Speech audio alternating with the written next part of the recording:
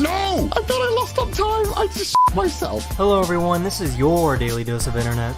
This is criminal. Oh, that was criminal! I win.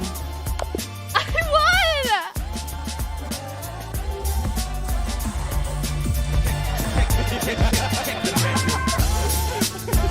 won! What's good, Turtle Squad?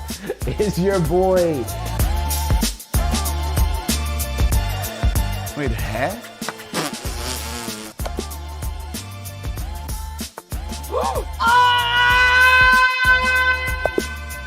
I'm too good at this game. I'm gonna win this thing. Oh, baby! And then, this is always the next move. Oh, he surrendered. I knew it, guys. We're geniuses. Ready! They have this chess strategy that's just terrible. Oh, brilliant! A brain move is a move that is smarter than the computer.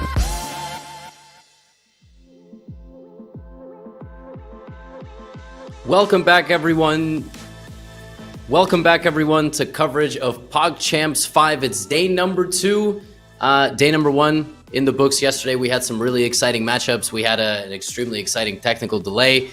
Today, we've also had a little fair share of drama, but we're ready for a great day of chess. I'm Levy Rosman. I'm joined today by Grandmaster and chess boxing middleweight champion, Aman Hambleton. Aman, how are we doing? Hey, Levy. It's great to be here. Yeah, it's a familiar voice on the call with me. You called my chess boxing fight, so good to be on the call with you now as well in the booth. I'm excited for day 2 of PogChamps, Levy. I mean, if it's anything like day 1, I think that's what PogChamps is all about. Little disconnection issues there, little problems here and there. I mean, what would it be without our fair share of drama? Yeah, we already got off to a good start. Some of you may have shown up about an hour ago for the matchup XQC versus Squeak. Some technical difficulties have prevented that match from happening this time. Not on chess.com's end, but we still have a whole broadcast ahead. So listen, knock on wood, everything stays good. Let's remind everybody of the event format and what we're doing, what this is all about. 4 groups, 4 players each, which means 16 players. Today we're only going to be seeing 4 of them, but more on that later. The top 2 from every group advances to a championship bracket. Bottom 2 go to a consolation bracket. Nobody gets knocked out in the group stage. And actually, this is the first PogChamps that will be hosted live. The finals will be hosted live in Los Angeles on August the 18th. Aman. That is sick, by the way. Yeah. Can I just say, like, a live finals? I actually read that, Levy, in the rules ahead of time, and I was like, nah, they must have typed something wrong. But that sounds hype, so I can't wait to see that. Yeah. I mean, I don't know if they're going to be playing on computers. I don't know if they're going to be playing face-to-face over the board, but I'm assuming there will be a computer in between them. Just a friendly reminder, this is what our groups look like. Group A, at the top right now, we've got CDawg, Gastly on top of Group B. Yesterday, Group C got underway with just one matchup, and today that will not make any further progress because the XQC Squeaks match has been postponed. And Group D is on strike. They have not played at all. They are not playing today. I really hope they're playing tomorrow. Aman, which of these groups sticks out to you? Well, Levy, Group D really sticks out to me. There's so much happening. I mean, 4-way tie for first over in Group D, so riveting stuff over there. But in other news, I'm also, of course, focused on the matches that we have today because these matches will change and will shake up the groups that they're in. We obviously have, CDawg, who's a guy that's been on the Chess Bra channel before, so familiar with him myself. And what about you, Levy? These names household to you? Well, yesterday, I actually 3 of these people are coming back to play who played yesterday in day 1. We've got three individuals who played day 1 and day 2. We got a whole group that can't even get underway. I don't know what's going on there. Some contract hold-ups or something. We know in the UFC sometimes the champs never fight or something like that. That's right. CDawg got off to a good start yesterday. So did Jarvis, although he did lose his match against Frank. So I'm excited for that one. The main event, though, Ghastly Sapnap. That's going to be a barn burner. They're very evenly matched. They're both around 700-800. Sapnap, I know personally, he really, really, really wants to win this event. So does Ghastly probably, right? And also he does music, and you all love music over there. So that's a collab we got to see. I know. Like I was looking into this, and I was learning that there was going to be a DJ competing. I said, okay, I'm already gonna have my my bias in my right pocket there. So hope he does well. I'll just go ahead and say it. But that's really cool to see him competing in here, Levy. Yeah, apparently he's had like a really quick ramp up, you know. So now you got a chess and a DJ. He does the chess and the DJing. So does Andrea Botes, my co-host yesterday. So yeah, you could do a collab with both or one. No pressure whatsoever. I enjoyed seeing you two yesterday, Levy. I'm just gonna say I watched the show. You guys, always a great dynamic between you two. Yeah, it's like crazy little cousin energy, you know.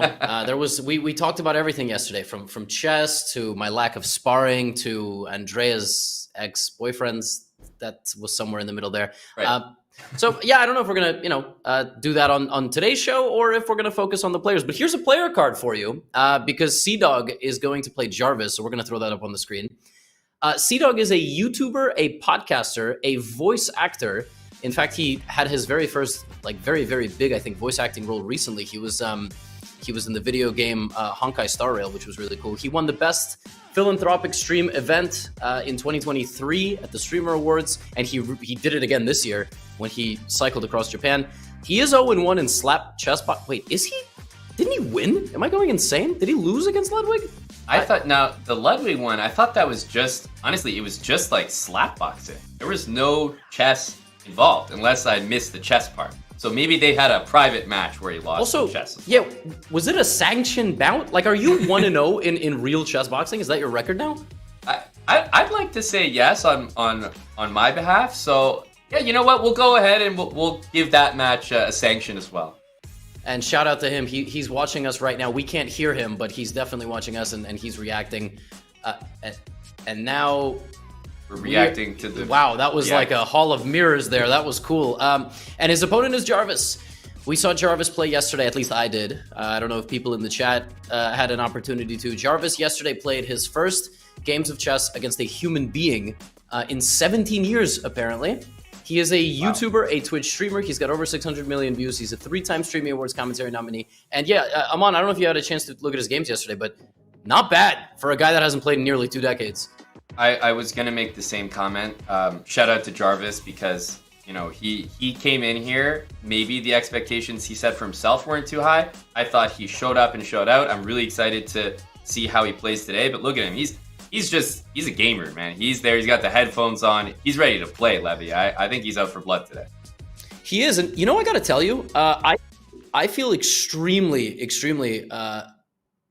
like diminished right now because there are 3 people out of 4 that have been involved in combat with another human. CDawg the slapping, you chess boxed. I mean, it was kind of a chess box. It was like 15 seconds. You know, you got it done. But Jarvis also was in Creator Clash.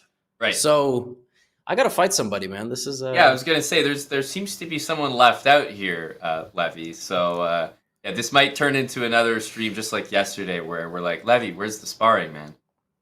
Speaking of, would you? I don't know if you've commented on this. Would you do a Creator Clash? Would you do like a pure boxing in the future? So the Creator Clash, I was gonna say, is pure boxing. Even chess boxing, I've commented on before, and I don't even think I would chess box again. It took a lot out of me just to set time aside. I took it pretty seriously. So I don't know if it's something for me again, but I would 100% get involved in a production, like from a commentary role or something. I mean, look at me. I belong in a booth, Levy. I'm done. I'm done. Were you in the best shape of your life when all of that was said and done? I don't think so, because I had to gain 15 pounds, and I promise you, it was not all muscle. There's no way. There was a little bit of dirty bulking going on there, so I cannot say that's the case. I remember those McDonald's runs, you know, like I remember you were like, I'm just now. Existed. But listen, he had to cut weight, and it was not a long fight. I don't know if Jarvis is gonna fight again. I don't know if CDawg. Yesterday we convinced CDawg to again, but slap again. Yeah, slap again. Oh, and they're getting started, so let's tell you about their match. We told you about the event. Right. Yeah, we can talk about all this, you know. It's a best of 2. They play 2 rapid games, you know, hopefully, pending any technical issues. Those are 10 minutes and 5-second bonus per move.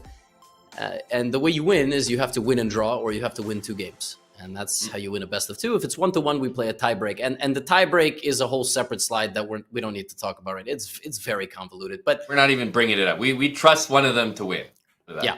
Yeah. We haven't had a tiebreak yet. We've been close, but we've gotten out of here within 2 games. And yesterday, CDawg made quick work of Sykkuno, but he also was an 1,176 point favorite or something like that, like 1,076 points. So yeah, that's like not his rating. That's the margin that he was better than the other. Yeah.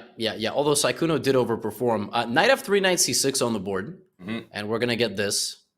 CDawg loves himself a little bit of the Italian.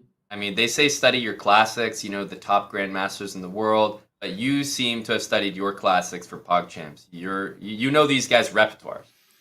I just saw CDawg play a game with White yesterday.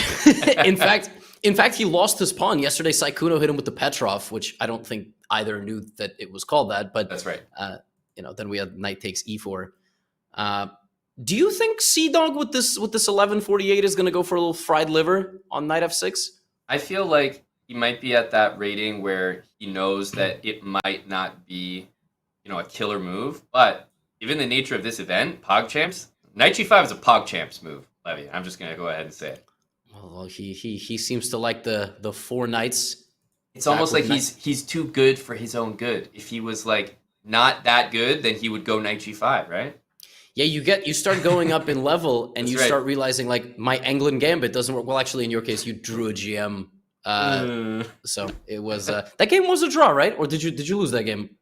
It was a draw, as in I earned a draw, but the final result was a loss. So, but it was like 130 moves. You played it live at a tournament. It was like 130 moves. I sacked my queen in real life at a real tournament against a GM, a serious tournament game. But I did emerge with still 0 points. So scoreboard don't lie.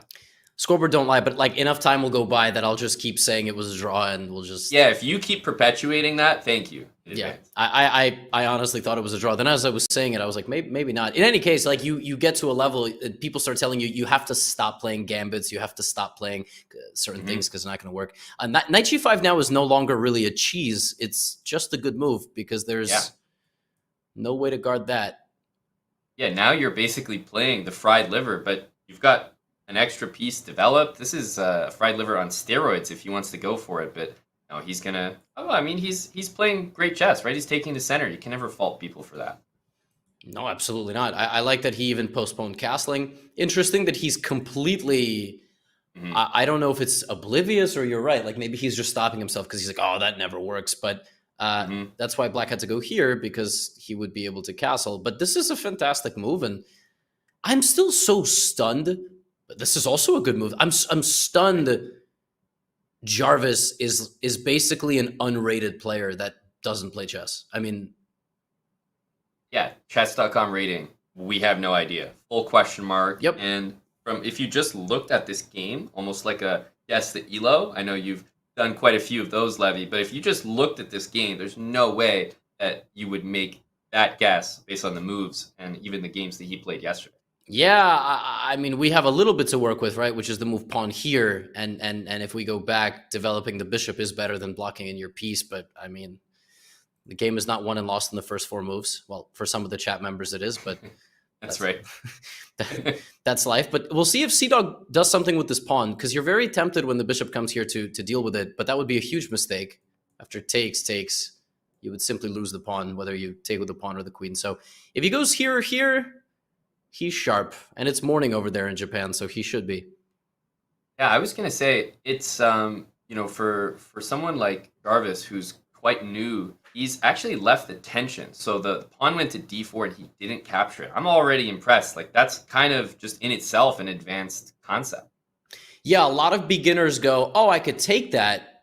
Right. And like there's no further thought. It's just I could take it. And by the way, Connor, he did play d5. So a sure sign of a beginner now would be to venture out to the edge just because you can. This is whoa. Wow. I did not expect that. Yeah, and I think the eval bar is asleep because that is not that's not the best move there. Bishop takes. Levy, there's a different eval bar for the PogChamps event. I thought did chess.com not tell you? It's just always equal. Yeah, I clicked a different tab and now analysis is on, and yeah, we see that just a move ago it was actually even if Jarvis had jumped into the center, but he was like the knight and the bishop are worth the same. The problem is the bishop is no longer hanging. Oh, oof. Now this is the thing, and he's got that look on his face. He knows what he did. Hands on the face. Ouch. Oh, it goes from bad to worse. Yeah, it was good. He had to move the knight. Yeah, he just miscalculated. When he played the move b5, he probably thought he takes my knight, I take his bishop. But that's right. Then you got to go, well, what if he doesn't, right? What if he does something differently? And, and I feel like if this was Ghastly Elo and you played Ghastly Elo right after pawn to d5, my guess could be so astronomically wrong, right? Because the very next two moves give maybe a much different picture. Yeah, once you see b5, you kind of go, like, up to d5, solid little 1200 chess, but he had to keep it simple. He just had to move his knight. Unfortunately, it just went from bad to worse, and in the span of 3 moves, we've lost the pawn, we've lost the knight. And the most disrespectful thing about this position is that I think you know what I'm about to say. Oh, tell him, Levy, tell him. You shouldn't take the queen. Apparently, queen to this diagonal threatening a checkmate is a higher evaluation point than taking the queen, but naturally CDawg takes the queen. And what an absolute amateur, Levy. I mean, this just goes to show why he's out there. I mean, obviously poking some fun when the eval bar actually legitimately does recommend not taking the queen. I guess that's how good his position is. Yeah, let's take a look at CDawg's stream, see how he's feeling. He must be feeling not indicative of how he plays. We can't go easy on our opponent. We still need to win. We can still blunder. Lord knows we've done it many a time. So let's play smart about this here. He's very respectful, even in victory. Yeah, that was a really good thing he just said as well. He's like, don't go easy, and we've definitely blundered before, so take your time and hopefully the right attitude. Let's look for an opening here. Expanding the pawns is never a bad shout. Domain expansion with the pawns. I'm also down to just trade here because I think it's worthwhile. Great technique. That's probably that right there, Levy, is like one of the best takeaways. He said it, so I don't even have to really bring it up, but when you're ahead, especially this much material, pretty much any equal value pieces that you take off the board will benefit you. Yeah, I mean, black has 4 pieces, right? So now he's got 3. He's got a bunch of pawns too, but they ain't scaring anybody. So very nice move. I think his next move is going to be castling. He'll probably castle because he's going to stay poised and patient. And at some point, he's either going to go for that pawn expansion as he talked about, or he's going to realize how well his pieces work together. His queen needs really like no access. I mean, for example, nice question for beginners here is how do you get your queen to b3 in 2 moves? And they're all going to be like, I don't know, it's not possible. But you move your knight, right? You go here. And by the way, I said you and CDawg are definitely on the same page right now. Yeah, just castles, and it's tough for black. I mean, it really is. Probably launch some pawns, but see now the bishop loses the guard. Well, the pawns have been launched. We can say that. Yeah. There they go. Yeah. I think at this point, Levy, I might already be putting my eggs in the stalemate basket. Like, I might be calling it early and saying, you know what? We're going to jettison the rest of the pieces, take everything, and I'm already going for stalemate, not even like 15 moves into the game. Yes. With black here, you just got to get rid of all these pawns. The problem is you can't even move a couple of them. I mean, that's not so bad when it comes to stalemate, but how do you get rid of the outside pawns? You just fire them down the board, and then where's your king going, right? If it's just Operation Stalemate. It's a lot. It's tough. Yeah, no, you can't. At this point, there's not really anything Jarvis can do himself. It's more like CDawg has to you mess this up with some of the biggest blunders this event will ever see. Yes, it would be far more impressive if CDawg stalemated than if Jarvis got stalemated. Right. Let's put We it just this way. hand him the award right there. But I am always of the belief, and in this tournament especially, that you just don't resign, Levy. I don't care how painful it is. We've seen crazy happen. Yeah. Yep. Right now, by the way, you could just gobble. One of the best things to do once you start taking a few pawns with the queen, you can always sack it for a rook.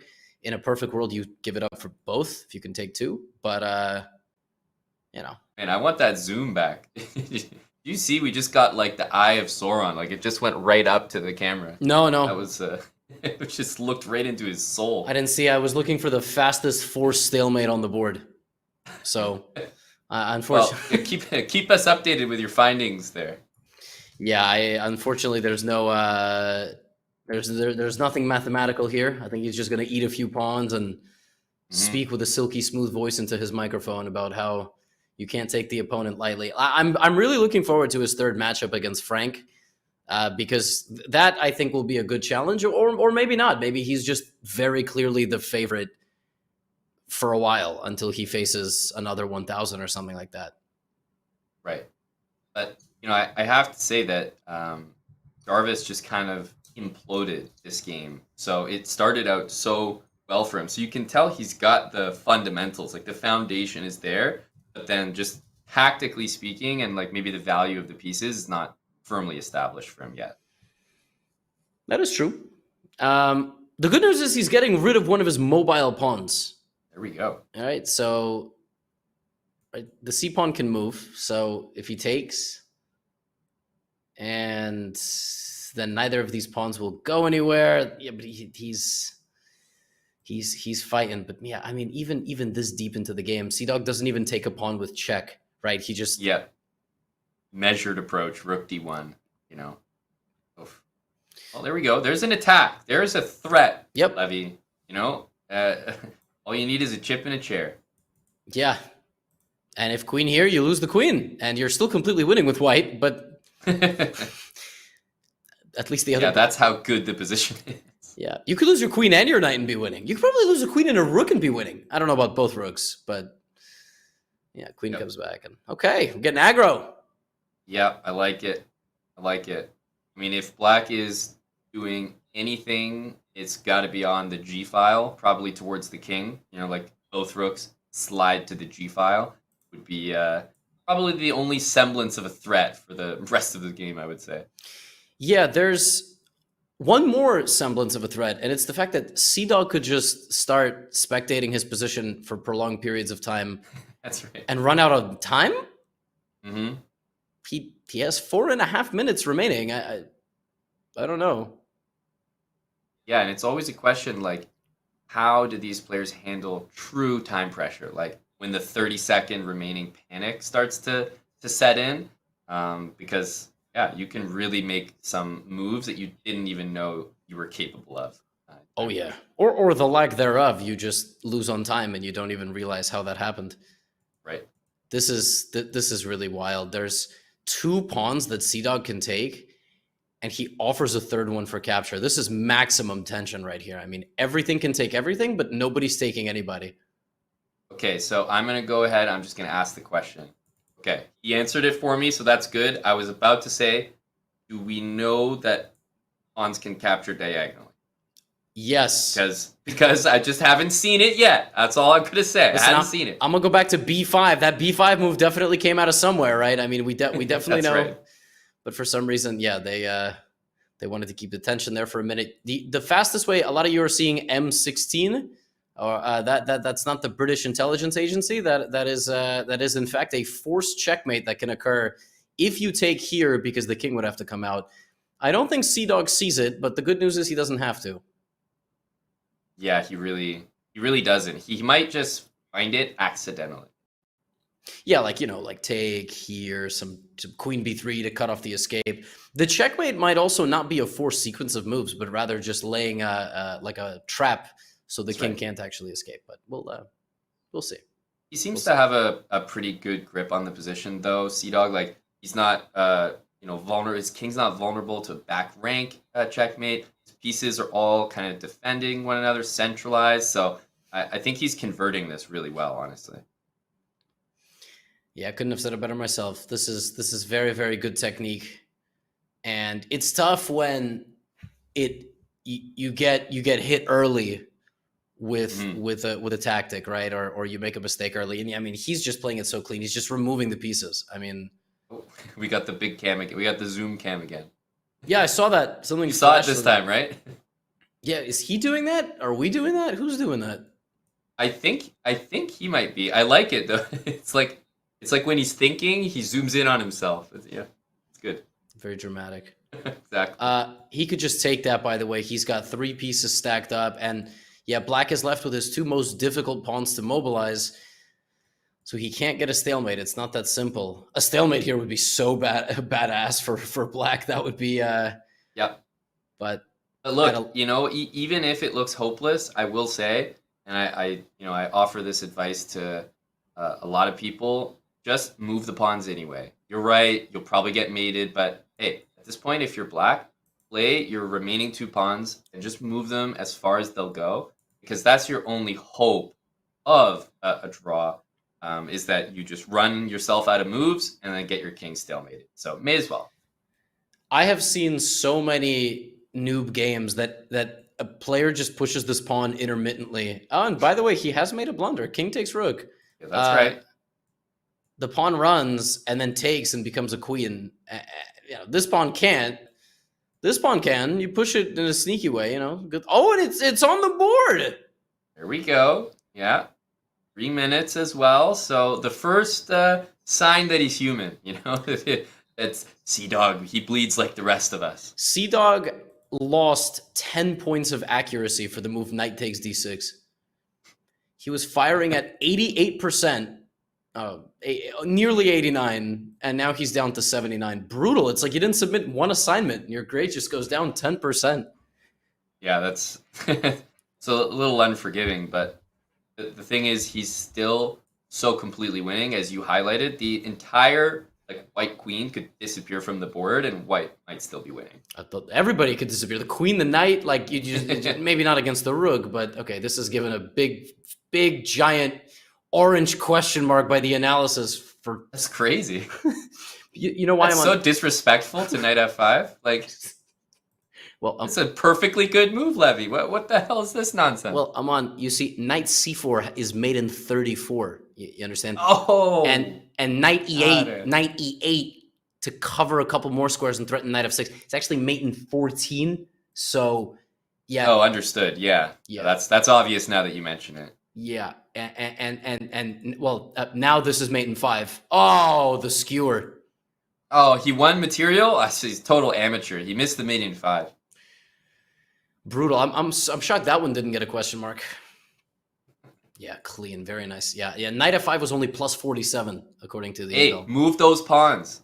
Move those pawns. Yep. A5, H5. This is your moment, because I think that CDawg is not going to be able to there's some mates potentially coming, but I was going to say, with the king in the middle, Levy, it is hard to just generate a checkmate. So give those pawns up. Yeah, and CDawg is making a very common mistake, by the way. If he takes that other pawn, okay, he's not taking the pawn anymore. He's going to try to get a ladder. You want to get to a situation where you can laterally cut off the king, and you don't want the king to get tangled in between your pieces. So there we see that. Oh, that's very smart. Nice. Good stuff. Another way is to play king h4, by the way. Yeah, I like what he's doing. You got to give Jarvis some credit here. He's being as tricky as possible. Yeah, unfortunately, his pawn still has a legal move, but he could get checked in front of the pawn. Oh! Let's see from his perspective. Let's create the ladder, boys. Oh, he knows about the ladder. He's climbing the rungs. Yeah, clean. Super clean. Oh. Pre-move. Pre-moved and everything, and yeah, with the queens, it's vicious. Wow. Smooth. GG. So smooth. Really well GG, done. well played. Wow, one big fuck up there. It's not even they didn't even list it as a blunder. That sounds like the chess.com, review at the end of the game. We're chilling. I think it's written exactly like that. That was a big fuck up though on my part, eh? Yeah, that's what it tells I'd you like to have a look at verbatim. It was a big. It says that exact thing. Yes. I don't know if we're allowed to curse, but they can curse. Yeah, that's right. We might get in trouble. After one, it's CDawg leading 1-0, undefeated thus far in PogChamps 5. Nothing too crazy. He has played 3 games and he's won them all. Actually, a lot of players are undefeated. They just also haven't played a game. But a good start for him. Were you impressed by his technique? Yeah, it really has to be said that, okay, you might be a favorite in your match, your opponent might blunder, but even still, the fact is, the only real mistake that I saw was him dropping his rook. Otherwise, he was tactically sharp. He took every piece of material. He seemed to keep all his pieces defended, nice and safe. It was never in doubt. Even his mistake never put the game in doubt. So it was a really clean victory start to finish, and that's a hard thing to do in chess, is to just have a game where, honestly, the result never seemed in doubt. Right. On the flip side, he was given it after move 4 or 5 with the move b5. Like that, that's some blunders are not the same as others. Sometimes you make some sort of mistake, and it's, nothing special. But sometimes, it could be really, really bad, and in that case, it was. And we've got game 2 coming up, so they're going to flip colors. Jarvis is going to play with the white pieces, and CDawg will be black. Mm-hmm. And all he has to do is not lose. He can make a draw in this game, and he will be 2-0 in the group stage. Yeah, maybe we'll see some gamesmanship. He might start the game and offer a draw. Can you even do that? I wonder if you can. I think we're checking in on him, seeing what opening he's going to choose. Hit the draw button. Do it, CDawg. Or maybe we are. Maybe not there. I thought maybe we were going to hear his audio, but he chooses. We can't give it away. These are important thoughts. Yes, it's early in the game, and the thought I had yesterday was: is Jarvis playing a Vienna, or is he just developing knights? Like this was my big question. Does he know the Vienna opening? You know what? Let's give my boy Jarvis the benefit of the doubt here. Absolutely, he knows the Vienna, Levy. All right, don't doubt him for a second. This is the Vienna Jarvis variation. I mean, maybe he was going for those Sicilians with knight c3 and bishop b5. Mm-hmm. Yeah, it's a fun one. It's a fun Sicilian. Well, maybe he's doing that, but just, against e5. That's might be his thing. I accidentally turned on autoplay. There we go. We get to relive this important opening moment. Jarvis is definitely solid in the opening. He just needs to not use the flanks, right? Like he's got to be more center oriented. Yeah. He's got to build good habits, if you will. Man after my heart. That's right. Build good habits, which means knights out. So for example, knight f3 would be super common move. The other thing that I usually recommend when you're just kind of unsure at the beginning is just if there's something that you can take and it's equal value, keep it simple and take it. So bishop takes knight would be a nice normal move here as well. And yeah, getting castled as soon as possible is another really good opening habit. So your king's not in the middle. Remember last game, Levy, it was his king in the middle of the board, which was one of the reasons he lost so many material points. Yeah, he played d3, he never castled, and then he played b4. And yeah, just in general, a move like pawn to b4 here, just the first thing that has to go through your head is, and some beginners just don't realize this, when you are attacking certain pieces, the piece can see you too. It's not like a pieces sniper. Can see each other. That's right. Not like a sniper, like from the other side of the board, you mean? Yeah, I mean, it's not a situation where it's like a sniper who's looking at a target and the target can't see the sniper. It's not like that. It's you're looking at each other dead in the eyes after the move b4. So it's a little awkward.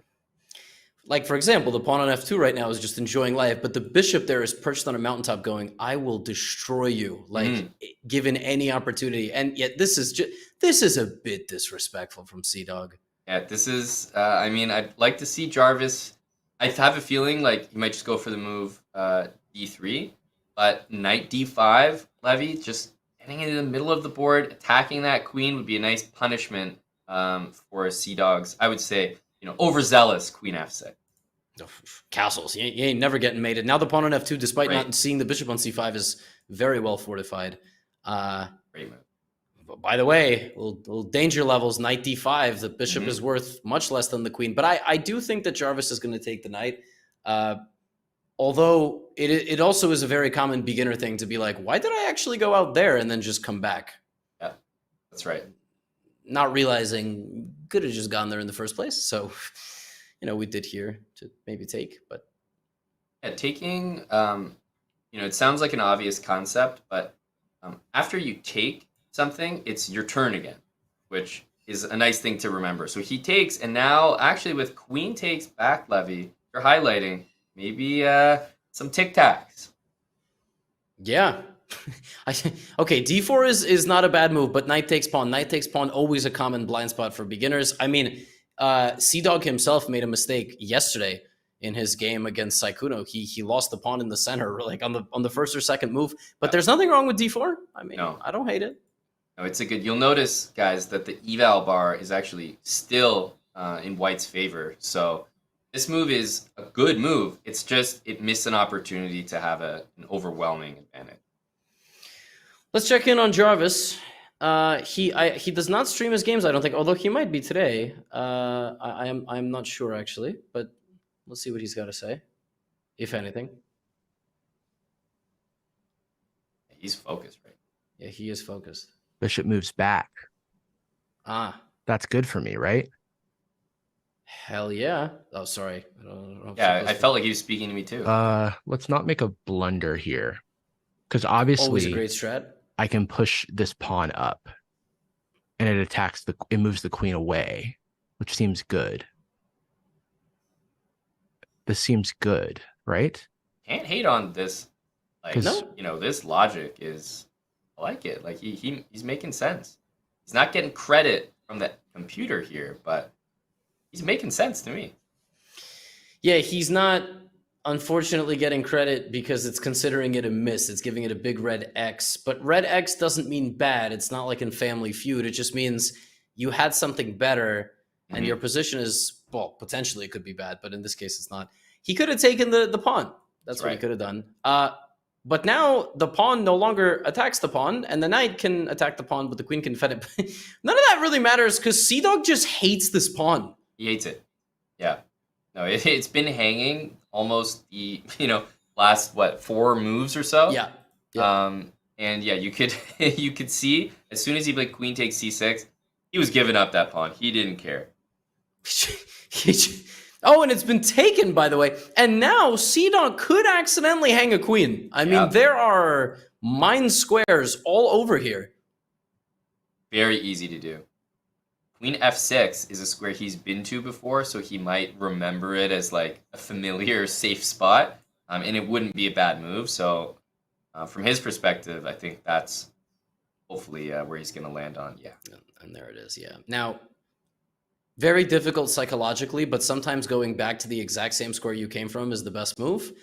Yep. But listen, as long as Jarvis doesn't make a forward knight move, he's fine. Literally any retreating knight move is good. Now, that's you boldly assuming that he's going to move his knight. There's a world of options in front of Jarvis here. Pawn, bishop, queen. Yeah, lots and lots of opportunities to play a good move, but also to blunder. Yeah. I'm terrified. He might go bishop here and defend the knight, but lose the bishop. That's honestly, that's kind of what I was thinking, because it develops another piece and defends the current one, so it feels like a good move. But you're right. Yeah, it does hang a bishop. Somehow that feels I want to jinx him. You know what he did last game? He saw the knight hanging, and then he was like, I'm going to counterattack. He might go d6. I really hope he learned from the last game. And oh, there it is. Okay. Defense. Now, another big test here will be the move pawn to d6, because as you mentioned, it's tough to bring the knight back to, let's say, the square you just moved it from. It just came from f3. You might feel like, oh, that's a waste of time, or like, I don't want to do that. He's going to have to notice this pin, Levy. Yeah, I'd really like to check in on his thought process before he makes a move. He might be really like upset here because he thinks he's an underdog, Jarvis, and Jarvis might also just be defeated at this point mentally, like, oh, I messed up, and then he's just gonna make a move and lose something. So, I would love to check in on him. Yeah, I don't know if he's still talking. Concerned at the moment. I think that we're chilling. It's one pawn down. It's not great. I'm in a pretty rough position because I thought I could get out of it, and bringing my queen out early was a mistake. It was the exact kind of mistake I thought it would be. Man, he's really laying into himself. However, he's taking longer to take his turns. It's like, this is terrible. I which should is never fine have done with this. me. Why am I here? I mean, he's got to move this, right?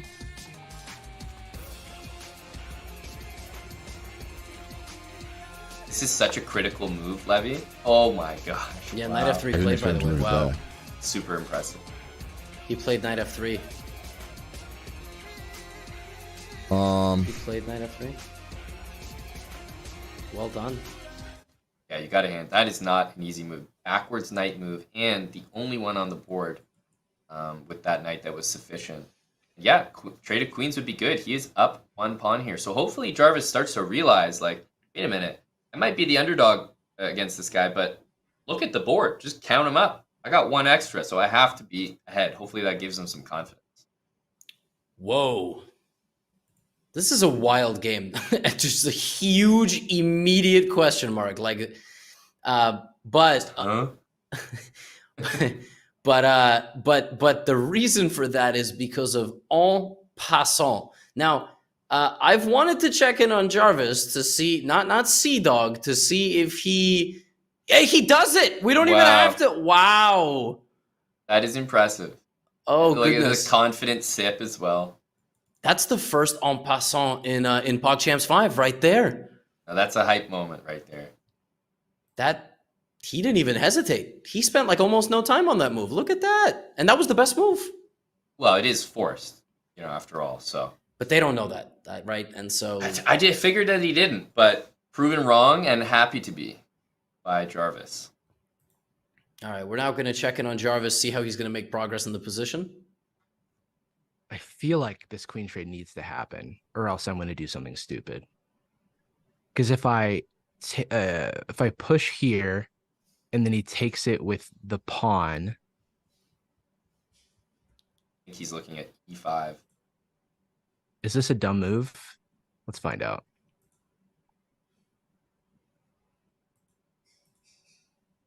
Levy, I like the thought process from Jarvis. It might be like a Now we really take sort of here, simplified and then I take with process, the but I knight. like Yeah. it. It's well reasoned. Yeah, I like it too. But I thought he started that thought with, I have to trade queens or I'm going to do something stupid. Is that what he said? Then he didn't. Yeah, he's like, I have to get this queen trade or I might do something stupid. And then he said, what about this other move? He said, it could be a huge blunder. And then he said, let's find out. Full send. It's just... But that is how you have to play. I would never recommend, and there's a lot of things going on right now. C5 to try to attack here is just ridiculous. I mean, Black is in no position to call the shots, right? He hasn't moved 5 of the 7 pieces from their starting squares. Yeah, that's a great point. When you think about, like, oh, what a great move as well. Queen, d5. He's castled. Like, this is a model game from Jarvis. And I think the position is going to start to catch up to CDawg. He can't keep just making these one-move attacks on the queen and expect that Jarvis is just going to blunder. Yeah. Oh, speaking of which, you literally just said that. He can't keep making these one-move attacks. No. He's completely missed the rook. No, he's completely blindsided. Like, Levy, he's just on a mission to attack that queen. This is Jarvis's moment to wrap up this game if he takes that rook. He just played the queen up, and he's done it. Nice move. Wow. Oof. Incredible stuff. And it's nearly mate. It's nearly a mate. He's lucky it's not, actually. And he gets out of it with bishop to d8 and make sure Jarvis, pay attention. That knight on e5 is hanging. Don't get ahead of yourself. He's played a great game so far, and he put it away. It's so tough here, right? Because you've got 2 modes now with white. Chop all the pieces off the board, win the end What book game. is he reading right now? Is We need a close-up or something. What does that say? I'm trying He's to... played... By the way, so he just played the best move again. Oh my- Now if you take the knight, it's mate, because the queen doesn't guard the bishop. Oh, the book is... It's called Beat Depression Now. That's the title of the book. He just pulled out Beat Depression Now, started reading it, and honestly, after Rook D1, you might have to read a little faster. Oh my goodness. By the way, why does he have that book so close to him? I hope he's doing all right. Is he reading it anyway? I see, dog. Listen, if you ever need any of you watching this right now, help is there, you know? You just got to reach out. This is tough, you know? We understand. By the way, yeah, this is one of the worst activities to do if you're suffering from. I mean, my goodness, it'll just get you more. Rook D1 is ridiculous, and the worst part of this is knight to E7 trying to castle checkmates you even faster. So, oh my God, CDawg has to go here, but he is completely lost. Wow, and he's played it. That's a fantastic move from CDawg. He's definitely, you know, nearly dead to rights here, but he is keeping the game going. And Jarvis so far has, I mean, really, he's had a few misses, Levy, but he's had no big mistakes, no blunders. So this is a great game from Jarvis, but so hard to play a full game with no mistakes. That's exactly right. And before he had played Rook D1, which was just insane, and we see CDawg just he's reading up. Yeah, we can't even see his face anymore. I mean, he's just he's playing a different game right now. How do we know there's no chess moves in there? Isn't this a fair play violation? Would we ever let a grandmaster read a book on stream? I mean, on a event? How do we know there's no chess moves in that book? Honestly, knight d5 was just played. There could be chess moves in that book, and I still think Jarvis would be making a push here. Yeah, we've got to bring the board back because Jarvis got a little bit. I mean, ahead of himself. Yeah, and now queen takes knight is a clean knight. The advantage has halved from 14 to 7. Make no mistake, 7 is that's a good number. Yeah, it's a good number. Solid number. But after that, it's going to be a struggle, and he needed to play queen c6 check. There was a couple of lines here where black's king could have gotten checkmated, like on the d8 square, for example, because the pin. Wow.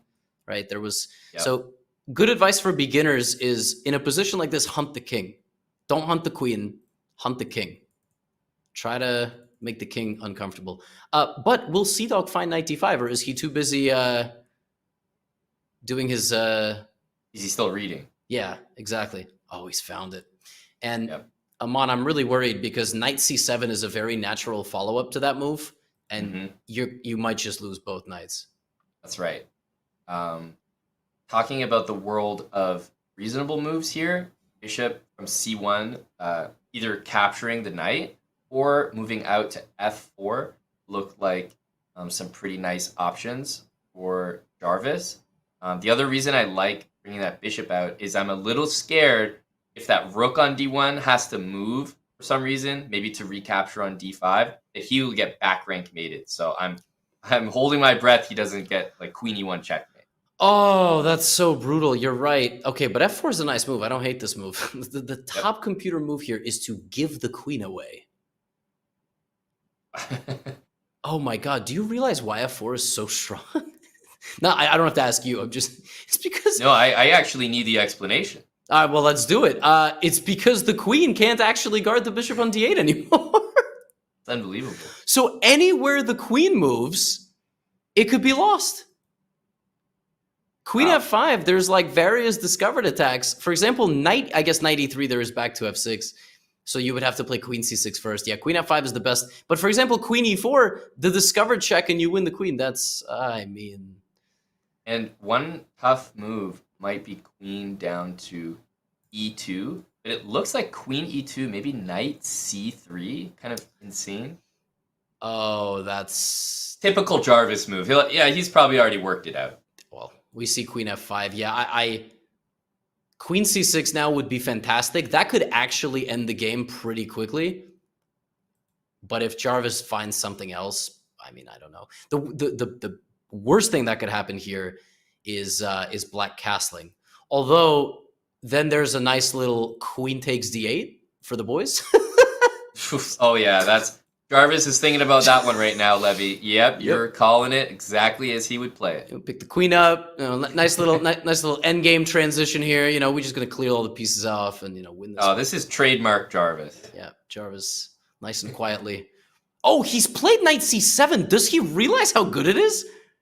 Or is this potentially going to get him in more trouble than not? Because you know what I mean? This could be good, but it could be bad. It is a great move, though. Yep. I know what you mean. I don't know if he saw that he was pinning there and he was in good shape. He might just start taking all the pieces. But if he gets his bishop off the back rank, I don't know. I don't know how he's going to lose, but it will probably be at the hands of some discover check. Because now also we're starting to get to that territory where the time is it's almost like a piece. It's almost like the clock is on the board because it matters. You could be down material the way that CDawg is, but stay up on time and just the pressure of having to play quickly is certainly worth some amount of material. Absolutely right. Oh, yeah. Wow. They're both. Oh, my goodness. That's actually a genius move because if you take the knight, he's going to lose the rook. But then CDawg's getting the pieces over here, and I don't like that anymore. Yeah, but you know what? CDawg might be too good for his own good. I mentioned it before. Bishop takes knight, drops the rook, which looks like a blunder. So he might not do it for that reason. That's absolutely right. Bishop takes is unironically the top computer move too to try to launch an immediate counterplay. But you're right, CDawg might go, I can't do that, right? But first of all, Jarvis has to see that, and second of all, that's actually still the best move. So you're saying we're like 5 steps ahead of these guys, and they might not even play the first move of our variation. Got it. So we're 5 steps ahead, but they're 5 steps ahead of where we are. Also, like it's crazy. Yes, that's right. Because then there's. Them, yeah. By the way, they both have a minute and 40 seconds, minute and 30 seconds. So this is going to be a chaotic finish. And credit to Jarvis for holding his nerves together, because last game was not like this. No, and he could have easily just been like, oh, I got crushed first game, because he really did get crushed in the first game. But that's the way chess is. Sometimes an early blunder just sets you up for immediate failure, and it's just not representative of your skill. So I'm glad we got a game where obviously Jarvis is shining so far, but he's still got a long way to go. Absolutely right. Jarvis is shaking his head, by the way, which is funny because he's completely winning. If only players could play a chess game with the eval bar there. Oh my goodness. Please don't take the pawn. This is how this game could actually end right now. That would be even more fatal than last game, Aman. Oh, that could be a really epic finish. And it's already got me wondering. It's such a likely move. Bishop e3, you wonder, was he just developing or was he targeting the c5 pawn when he played that move? That's exactly right. All right, let's see what Jarvis is thinking about. I love this featured chat. Jarvis just needs to trade pieces and reduce counterplay. Yeah, oh, thanks, chat. Why doesn't he just go and win? Yeah. What did he just take? Yep. And speaking of which, he defended his bishop. What did he just take? Oh, that's the bishop, yeah. So is there any reason I don't do this? Because... Wow, on the board. This is crazy. Can we bring it back to a full screen? Oh, CDawg has lost the knight. CDawg has lost the knight. Excuse me, not the knight, the queen. Knight d5 is a check. You can't take it because of the pin. It wins the queen, but it's the only winning move I'm on. Because otherwise he loses all of this. This is crazy. It's almost like you have like the fatal blow in front of you. Yeah, but oof, not played, and it's gonna flip around. Unreal. Oh, Knight d5 was so tough to play. Like a backwards knight move while your rook is hanging. Yep. And by the way, this is why we do puzzles. Literally, just so your brain is like, where's the check? Oh, that's a check. But it's very hard to do all of that with that little time on the clock. But he's bringing his rook. This is still anybody's game. The computer wants to play queen takes h2 and bishop c7 check and win the queen because of the discover check. If CDawg does that, I'm done if he plays queen h2. 100 gifted subs to CDawg if he plays queen h2. I will lose it. I'll split it with you. Ain't no way, man. I think he's going to play like bishop g4 or something, which by the way could lose after rook e3.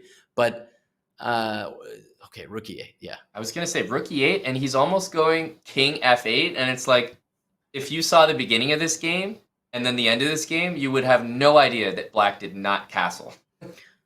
Absolutely right. It would just look like a completely normal game. Between two people. 32 seconds, 22 seconds. This might be the first game of PogChamps that's decided on the clock. It's -4, but it's only -4 because 2 bishops are better than the rook. And the computer is prepared for the endgame. This is not a -4 position, Aman. Like, at all. Oh! Not at all. Queen h7! I thought he set that up, too. He brought the queen back to the middle. It's almost like he anticipated this, and he did. What a play! Oh my goodness! And now apparently rook e3 is holding the balance. I don't even know why that's the best move. Queen h8 makes sense. Now bishop g8. Wow! Played immediately. Oh my goodness, this is terrifying. You know, Both the rooks operate really well when they're together. So I wouldn't mind seeing Jarvis go rook from the d file to the f file, or rook from the f file to the d file. Just bring them together, I think. Just bring them together, get them off the same diagonal of the color, right? Like the bishops here. This is a ridiculous position. 20 seconds each. Every move they get 5 seconds bonus. Tyler didn't know that yesterday. He thought low time. Oh! Queen takes, rook takes, and rook takes bishop, but I don't know if he sees that. Big swing, but he's got to take the queen. He might think that because his opponent's offering it, that he shouldn't take it. 3 seconds, 2 seconds. He's got to make a move. He's going to lose on time. He's going to lose on time, and Jarvis takes the queen. He made it. Oh my god. Take the bishop. Jarvis, make a move. He's got to make a move. Oh, he took the bishop. Oh, that's my goodness. Insane. How is he playing so well? His best moves have been with 1 second. That's unbelievable. He's up to 10 seconds. He is completely winning. Just take the pawn. He will never get mated. Oh my god, how did he flip this around? Rook d3 is fine. In fact, it's great, Levy. Rook e3. Yeah, I think he just clicked the square. Rook e3, if he plays this, is just unbelievable. If oh my god! Oh my god! That's insane. This is a masterclass. This is the most clutch man alive. If he gets this rook on a dark square, it's game over. Rook a3, king f2, just don't lose the rook. Put the rook on a dark square. This is unlosable, Jarvis. Dark square. It's attacked, so he knows he has to move it at least. Yep, and if the king gets closer, kick the king out and just gather your nerves. The only way he loses this game is losing the rook on a diagonal if he puts a rook behind the bishop. Yep. Now, the pawns actually did even up there. So don't forget, this game is still ongoing. You know, CDawg has done a good job to stabilize. Yep, bishop to b5. Oh, but he's lost the pawn. Oh, that's huge for Jarvis. And Jarvis gets it now. He gets it. Oh, rook f4. Rook f4. Oh! That's insane. What? How? Who is this man? Oh my god! Oh, and he takes the bishop. This is unbelievable. The only way he throws this is with the pawn. If c3 on the board, he's got to take. Levy, where did chess.com find this guy? Rating NA. Yeah, okay, nice joke. This is like how players showed up in the old days and had no elos. He's got to go for the other pawn. Oh, okay, bring the king, guard the pawn. Bring the king. Jarvis. No way. Jarvis. Oh, I don't like where this is headed, Aman. Okay, wrong direction. He's D4 panicking. Also wrong direction because he can't make a pass pawn, Levy.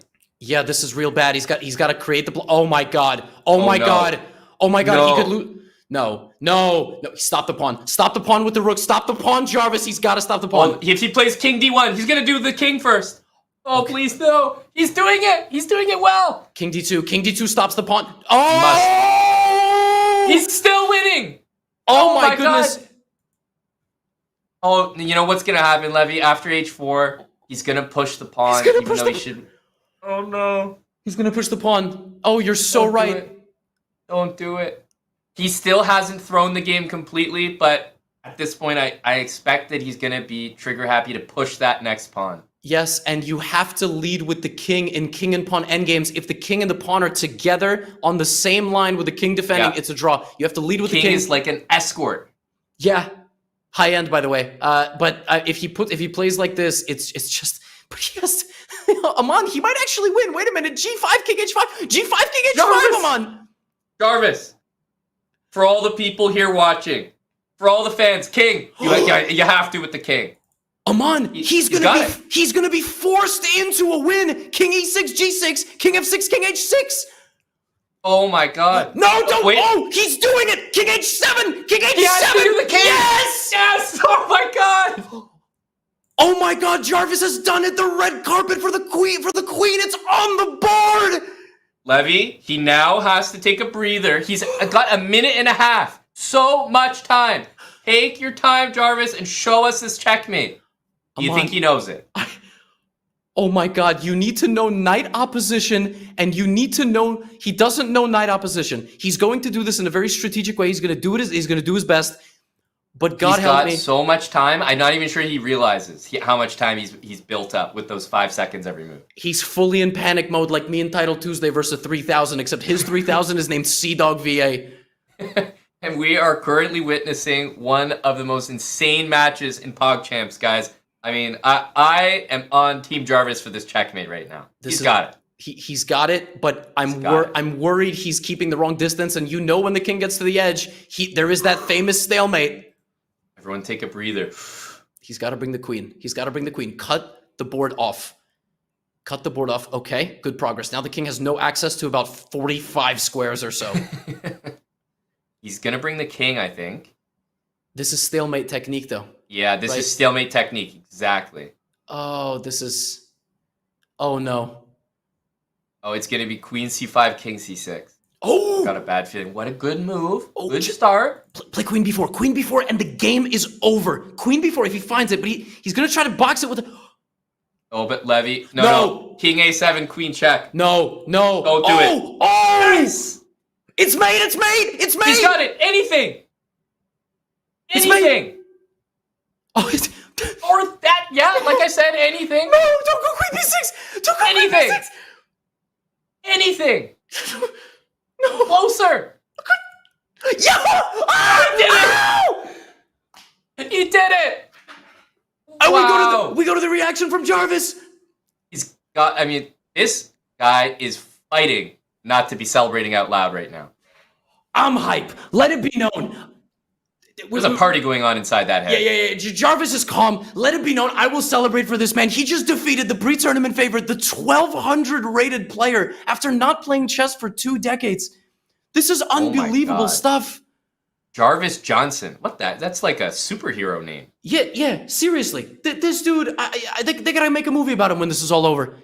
This is insane. It's 1-1 with Group A. Jarvis defeating CDawgVA. I mean. Levy, this is just insane what we just witnessed. I can't think of a better way for the crowd to be entertained. They'd had ups and downs. We thought he was going to lose, remember? Like, CDawg took all that material back and we said, okay, he's probably lost it. And then with 1 second on the clock, Levy, he turned into a literal superhero and got it done. That was unbelievable. He made a move he played the best move with 0.5 seconds on the clock, and then played the follow-up with 1 second on the clock, got his time all the way back up to 90 seconds, lost the rook, nearly through the endgame, and then just, he clutched the endgame. It was unbelievable. Now, the best part is, this is our first tiebreak of PogChamps 5, so let's explain to everybody how this is played. Including us. Yes, I'm finding out this for the first time. So it's a 3-minute game with 5 seconds per move. We make it faster for time purposes. Now, the player playing white is determined by the caps, the accuracy of the previous 2 games. And they play 1 game. If it's a tie, they just switch colors. They play until somebody wins. And I have massive news. Jarvis gets white because his accuracy was higher. He outperformed. Not only did he defeat, he outperformed the highest rated player in the tournament over the course of this matchup. So he gets white. And I got more news for you. He just won with white. So I don't even know what to say. That's a lot to digest. I'm thinking in my head, man, how the heck did he do that? But he's got the white pieces. He's looking to just run it back, Levy. Yeah, and we've got 5 seconds until launch. They now have to speed this up because they get 3 minutes for this game. But we just removed 7 minutes from their clock. This is crazy. This is absolutely nuts. And here we go. Oh my goodness. Strap in, ladies and gentlemen, because we got another game. Jarvis is running it back with the white pieces. Honestly, Levy, at this point, he's probably like, okay, I'll just play the exact same moves. You play the exact same moves. Good with me, good with me. Okay. Yeah, I mean, he's just going to play e4 and move his knight. Does CDawg know it's his move? He might have maybe expected like a little break or something like that. No, there he is. Okay. E5. And I got news for you. Every second off of CDawg's clock is turning this game more and more into a coin flip. I mean, he is a favorite. He has a lot more experience. and he did just lose a game, so recency bias might sway you to think that Jarvis is the favorite here. But Jarvis has a 556 rating, but I don't think he's ever played a blitz game on chess.com against a human being. So yeah, and we're now diving in to what could be his literal first blitz game, and if he wins this, that's just an insane comeback. Down 1-0 to the favorite, the group, the tourney favorite. Man, I don't even know what to say. I am literally speechless, and I have to speak because this is a paid commentary gig. But I don't like that Jarvis is already spending 30 seconds. Right, this is the struggle to speed things up because you have 7 less minutes. But I don't hate that move. Yep. Look at that. CDawg is, I don't know if he really likes the move D4 or if he's just pumping himself up in general, I think. Yes, both of these guys are just doing whatever they want. Like, it's kind of funny. Jarvis just in the zone, CDawg reading a book, and this feels like, when you think about the types of chess players that there are in the world, I feel like these two personalities are them. Like, there's the really internal, just measure, trying to think about your own moves in your own head, Jarvis, and then there's CDawg, who's totally visible. You can read everything on his face. Listen, he's a performer. He's an entertainer. He's a semi-professional cyclist at this point.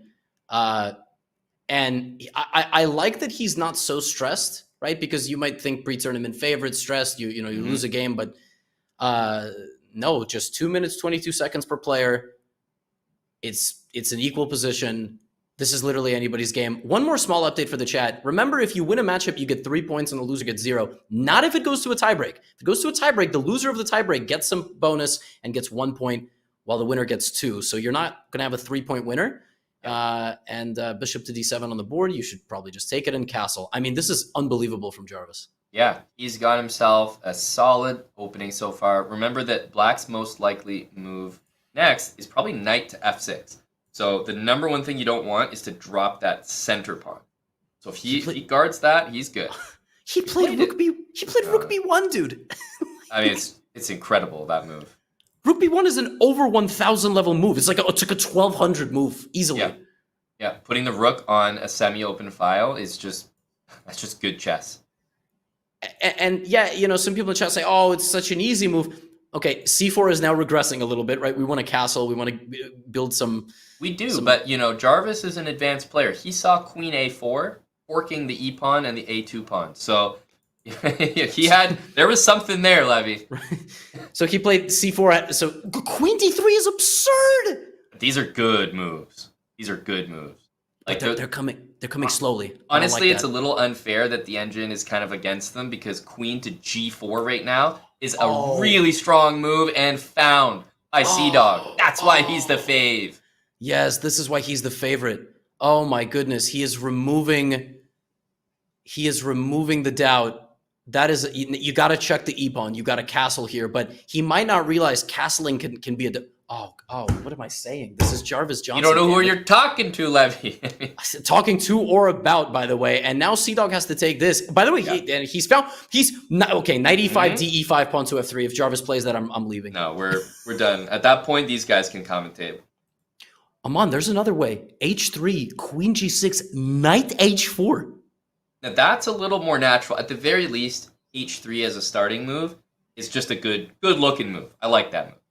Yeah. Actually, the computer claims that line is equal after... It's probably going to be something like f5 at the end. Yeah, exactly. Queen here, knight here. The queen now cannot geometrically defend the knight. That's going to be a massive psychological blow for CDawg. If he finds knight h4, we got something else on our hands here because Jarvis is absolutely killing it with these moves. Even h3, Levy, to force CDawg to play this next move is already an issue that he's posing. Oh, he's lost the knight! Jarvis is winning! He's winning! Oh my god. What a blunder. This is the greatest PogChamps story of all time. Knight to g5 is just made. Do it. Now, just do it. Send it in. I am speechless. And the crazy rook to b3. Oh my god. Oh, surely not. Surely not. H6, queen h7. Exactly as you highlight. H6 looks like it's kicking the knight away. Oh my god, he's playing like a monster right now. This is unbelievable. Because f5, queen h4, he can renew that mating threat, and if pawn goes to h6 now, after queen h4, the knight can go to e6. Yep, the move f5 solved a problem, but created a massive long-term problem on the e6 square. Oh my god, he's played it. He's played the best move again. And as long as he doesn't go back, but I don't even care. I don't even care if he goes back. I would still be okay. Now, I will say if the knight goes back to f3 after h6, CDawg might be in a good spot. Yeah. So we'll see. The forward knight move would be so strong. And he probably has the setting enabled where he clicks the piece and sees the available squares, and he's going to go, right. I can't do that, so let me go knight e6. And it's 7-8 times out of 10, going forward is the right move for most players. Like at most levels of the game, knight e6 is the best move. Yeah. What's he going to do? And honestly, if he plays knight f3, as you mentioned, still, all good for him. As long as he saves the knight, he's in a good spot. I don't like how he has 25 seconds. He's gone back. It's fine. Yeah, he's gone back. But still, look at that time now. It's going to be very, very crucial. Yeah, f4 sealing out this position. The very difficult thing here for Jarvis, the position is very closed, and he doesn't have a lot of time, and he's probably nervous, although I can't speak for him. That man's been in a boxing ring. I still think CDawg is the favorite here because of the time situation, unless he hangs his queen. What a move. Queen g4 is so strong. I was going to say that queen on h4 was on a funny looking square. He's offering a queen trade when he's ahead a full piece. Beautiful. Fantastic move. Fantastic move. And I trust him not to lose on time. Last game, he got real close. He reminded us. He got real close, and now CDawg under a minute. Wow. And let's not forget, while Jarvis was playing low on time last game, so was CDawg. These guys were trading blows, and we might see that again. Another 20-second versus 20-second scramble fest. Totally nuts. Okay, knight f5 is a good move for now, but you can't move the knight anymore. Jarvis just has to make any move, and that's not easy. Maybe he'll play knight h4 again. I don't know if he played it last game. I don't remember. He played knight g5, rook e1, anything. Just move something. Don't lose on time. Yeah. Make a move. He doesn't have tactics. Remember last game, at least he had tactical moves to find. But here, rook f6, and he's going to be with another really tough decision. Yep, rook f6, and he has to go back, which is fine. He'll make a move quickly. Yep, now he's got to go backwards. Don't hang the queen. You got to realize that, though. Yep, 4, 3. He's got to make a move. He's got to make a move. Jarvis, oh my god. Oh, he's living on the edge. 0.9. I hate my this heart man. rate watching these games.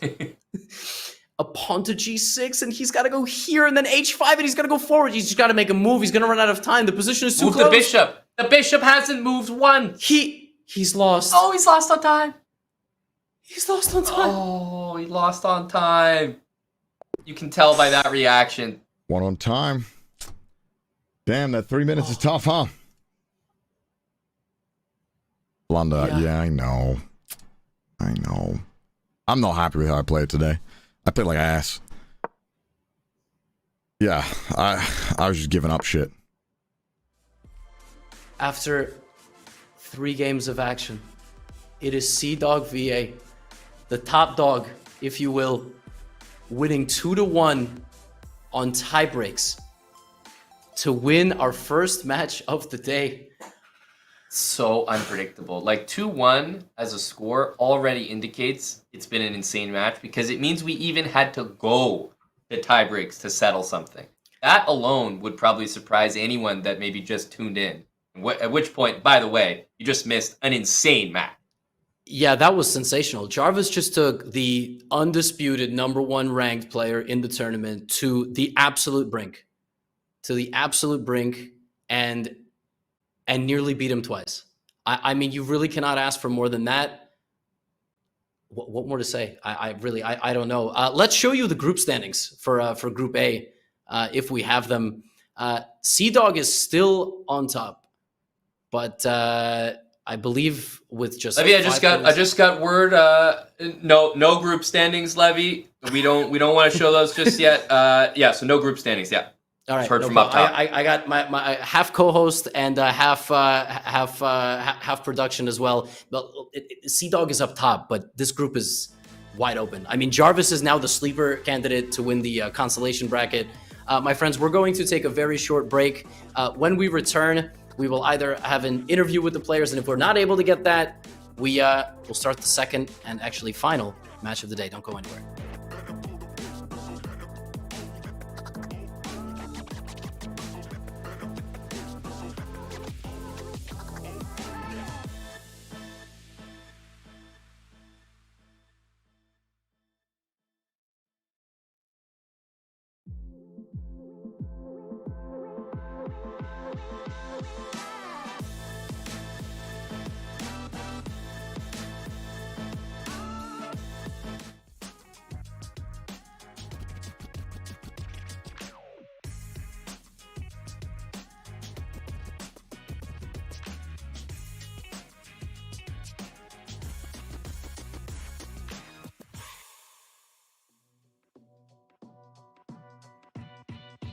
Still potentially be stalemate, but no, Ludwig has no mercy. Literally 50. Wait, oh, there was increment. I didn't realize there was increment. Yes, there's a 2-second increment, so 3 minute plus 2-second increment. He has now collected a lot of time, went all the way up to a minute. No! On the clock.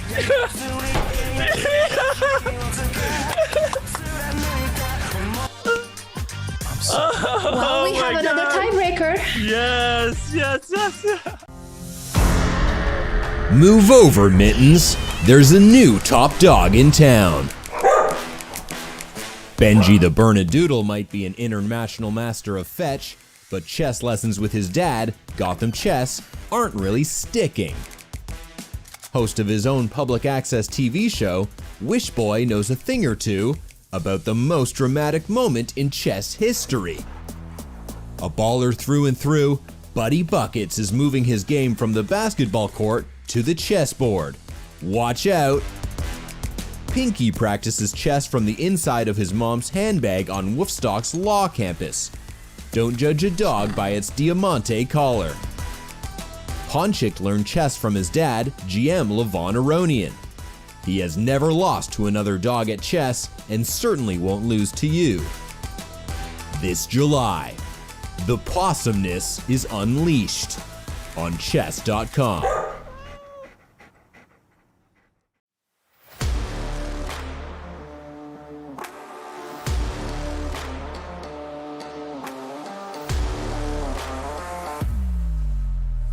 And Fuslie beats the 2 pieces with the rook. Aaron made a huge investment, giving up his queen for 2 rooks. Black pawns are still quite fast. I literally have no idea what's going on. Oh no, he's about to lose on time. Will you resign now? Oh, Patrick still doesn't resign. Patrick, please.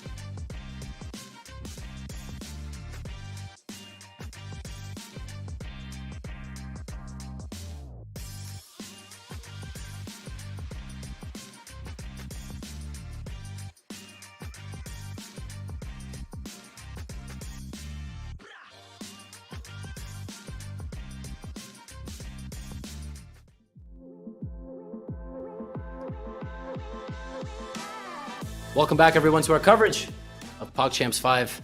We just saw an unbelievable match that was won by CDawg over Jarvis in Group A. And he did it in a couple of different ways, like pre-moving his way to a ladder checkmate, like a boss in game number 1, succumbing to ridiculous pressure in a crazy back-and-forth second game, but then going on to win in the tiebreak in a relatively uneventful finish, which resulted in his opponent running out of time. But Aman, that was not what I expected, and I am so happy it was not what I expected. That was unbelievable stuff. Exactly. Better than expected in every single way. Doesn't matter who you're rooting for. That was just plain fun to watch. We saw an underdog completely outperform. And you know why it was so exciting for me, Levy? Is because in the first game, it seemed like it might be one of the most boring matches of the entire PogChamps. Like, we did see some blunders from Jarvis, maybe some nerves. But he totally turned it around in the second game and then in the tiebreaks as well. So just pure entertainment. And CDawg, credit to him for not getting discouraged after that crazy second loss. And it seems maybe I have lost my co-host. Let's take a look at our group standings. Wow, he was just so excited. And then we got XQC problems. We got oh, I think Amon's back. I heard his voice. But in the meantime, let's take a look at our group standings. We've got CDawg up top with 5 points. That's a line. That's a number we haven't seen yet. He got there by winning a game, rather winning a match with 3 points. Now he won another one in 2. Remember, he won in the tiebreak. Jarvis with 1 point, and he got there by losing a match in the tiebreaks. Wild stuff. I mean, no, obviously nothing else has updated. There has not been a match since yesterday, but the next match we've got for you is Sapnap. It's Gastly. Aman, are you back, and are you excited for the match? I'm here. I'm more excited than a couple minutes ago. I mean, did I just get taken off air? I was laying down a real insightful. I mean, I was reacting. Man, it was straight from the heart there. But I'm back, Levy, and I wouldn't leave you on your own for this next match. I'm definitely excited to get into this. What, Ghastly and Sapnap? If it's anything like the first match, I can't wait. Yeah. Ghastly is also, I believe, a Pokemon. I don't think it's exactly spelled out. It's Ghastly with an H, the actual Pokemon. Am I mixing up Pokemon? It evolves into... I'm going to say yes. I think it is. Survey says? Yep. I'm pretty sure it is. Anyway, yeah, we can go a little bit deeper into these players. This is a Group B matchup, and Gastly is returning after playing yesterday with a crazy win over Daily Dose of I was going to say of chess. Daily Dose of internet. He's an American DJ and producer, maybe soon to be Canadian once he starts outsourcing licensing out some of his music yes, sir. to Chess Bras in Canada. He's played many EDM festivals, so he knows what it's like to perform when a crowd is watching. And in PogChamps, you already know that's the case. He's played 1,600 games on chess.com. And that's it. That's all we have to report for you today about Gastly. No, he's also coached by Andrea Botas, and there he is on stream. It's nice that chess.com put the pros and the cons on that graphic. It was like, it's good to balance it out, you know? So that was great. You said that, man. You said that, not me. You know what? Wow. There was no webcams on. No one knows. Remember, I'm barely even connected here. Can y'all hear me? That's true. AI voice is, it's crazy now. Maybe Ghastly said that. But it's true. She has been giving him lessons, and he did play yesterday, just like CDawg and Jarvis both. And yesterday, he was a fighter. He was down in a couple of games. He fought back. He's good in the end game, too. We saw some good technique from him. And he plays like nice music, and he vibes. And let's take a look at his opponent. His opponent has the distinction of getting 5 bullet points on his card. Have you ever seen something like this? So he's winning already. Yeah, and he looks like he's got like a rainbow, like a glass reflection going on him. He does Minecraft challenge videos, got over 4 million subs on YouTube, has played over 2,000 games on chess.com. He's again with this bullet point. I'm gonna tell y'all something right now. I'm doing a couple lessons with my man too. You know, I didn't make the bullet points though, Levy. If he wins this match, put me on the card, and if he loses, keep Andrea. All right, you know what? And this is his second PogChamps appearance, and there he is. He was just shadow boxing, but he's rocking. You know, he's rocking the swag outfit, and he's got the nice studio set up there. He's looking confident. They both got headphones. Amon, this is a headphone matchup. Yeah, no, these guys are locked in. I expect nothing less from Gastly. Like, you know, as any DJ producer, like, of course you're jamming out to the tunes while you're playing. That's how I like to play as well. So we'll see if he's in the zone for this matchup, Levy. Yeah, they put us up on the screen. We were in shadow boxing. Game started in about 5 to 10 seconds. Sapnap has the black pieces in the first game, and I'm excited to let you know that he might play a Scandinavian defense. We'll see what he's gonna do. We'll see if he plays in his comfort zone. I gave him a few lessons. His black openings were all kind of geared toward tricks. Like, he played a lot of England Gambit, and I kind of said, look, if they know you're playing an England Gambit in PogChamps, they're gonna prep for it, and there it is. There it is. Now, he's going to bring the queen out. We talked a bit about this. Queen's got to go here. You got to set it up. All right, he might go there anyway, but I did tell him only to do it when the queen was attacked. And I kind of said develop your pieces. He's got very good instincts. So even when the position is not like completely, one-sided, he's good at handling things on his own, but we will see. We'll see who he's listening to, Coach Levy or Coach Andrea. Yeah, well, it's easy to tell. Every good move will be Coach. Oh, let's see. This is a big moment because the queen's attacked, and Levy, he's almost forced to try to find the best move here. It's like, hey, you have to move your queen. Yeah, and he rushed it a bit. Now, he's actually 1,600 puzzles, so, like, slowing it down in the game, and he could already get himself into a little bit of trouble here with pawn to d5 coming. Yeah, queen d4 was right there. I mean, it worked, but unfortunately the opening got a little bit. Oh my goodness, will he? Oh, he's so good. Yeah, the head is bobbing for Gastly as well. He's feeling it. He's got the tunes on, and you know what? It's so difficult, Levy. After queen e6 check, it's so hard to move the queen again for seemingly no reason, and he would have to avoid this. Yep, exactly right. And the crazy thing is, like, Gastly played this move so quickly, and queen d4 was right there, but it goes to show there are some nerves sometimes when you start in PogChamps.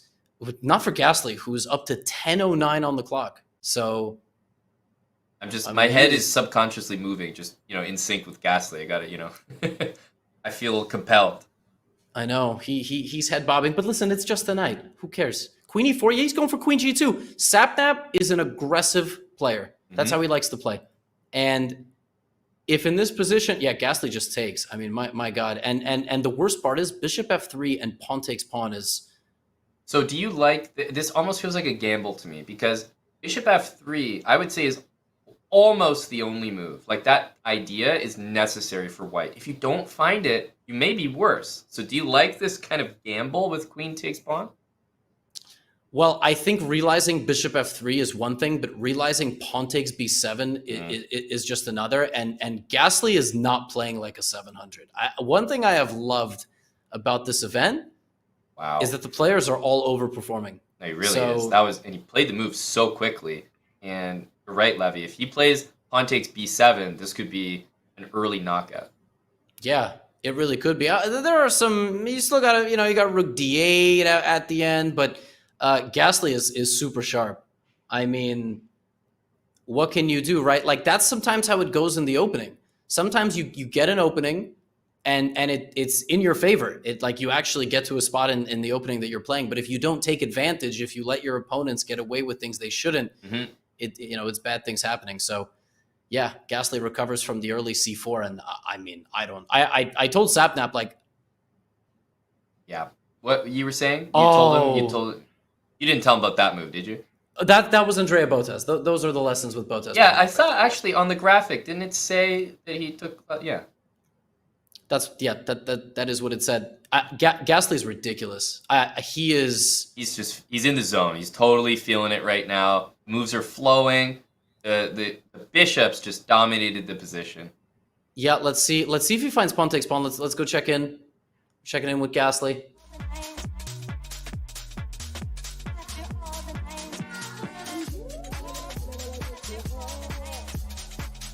This is great. We just get to commentate with some nice tunes.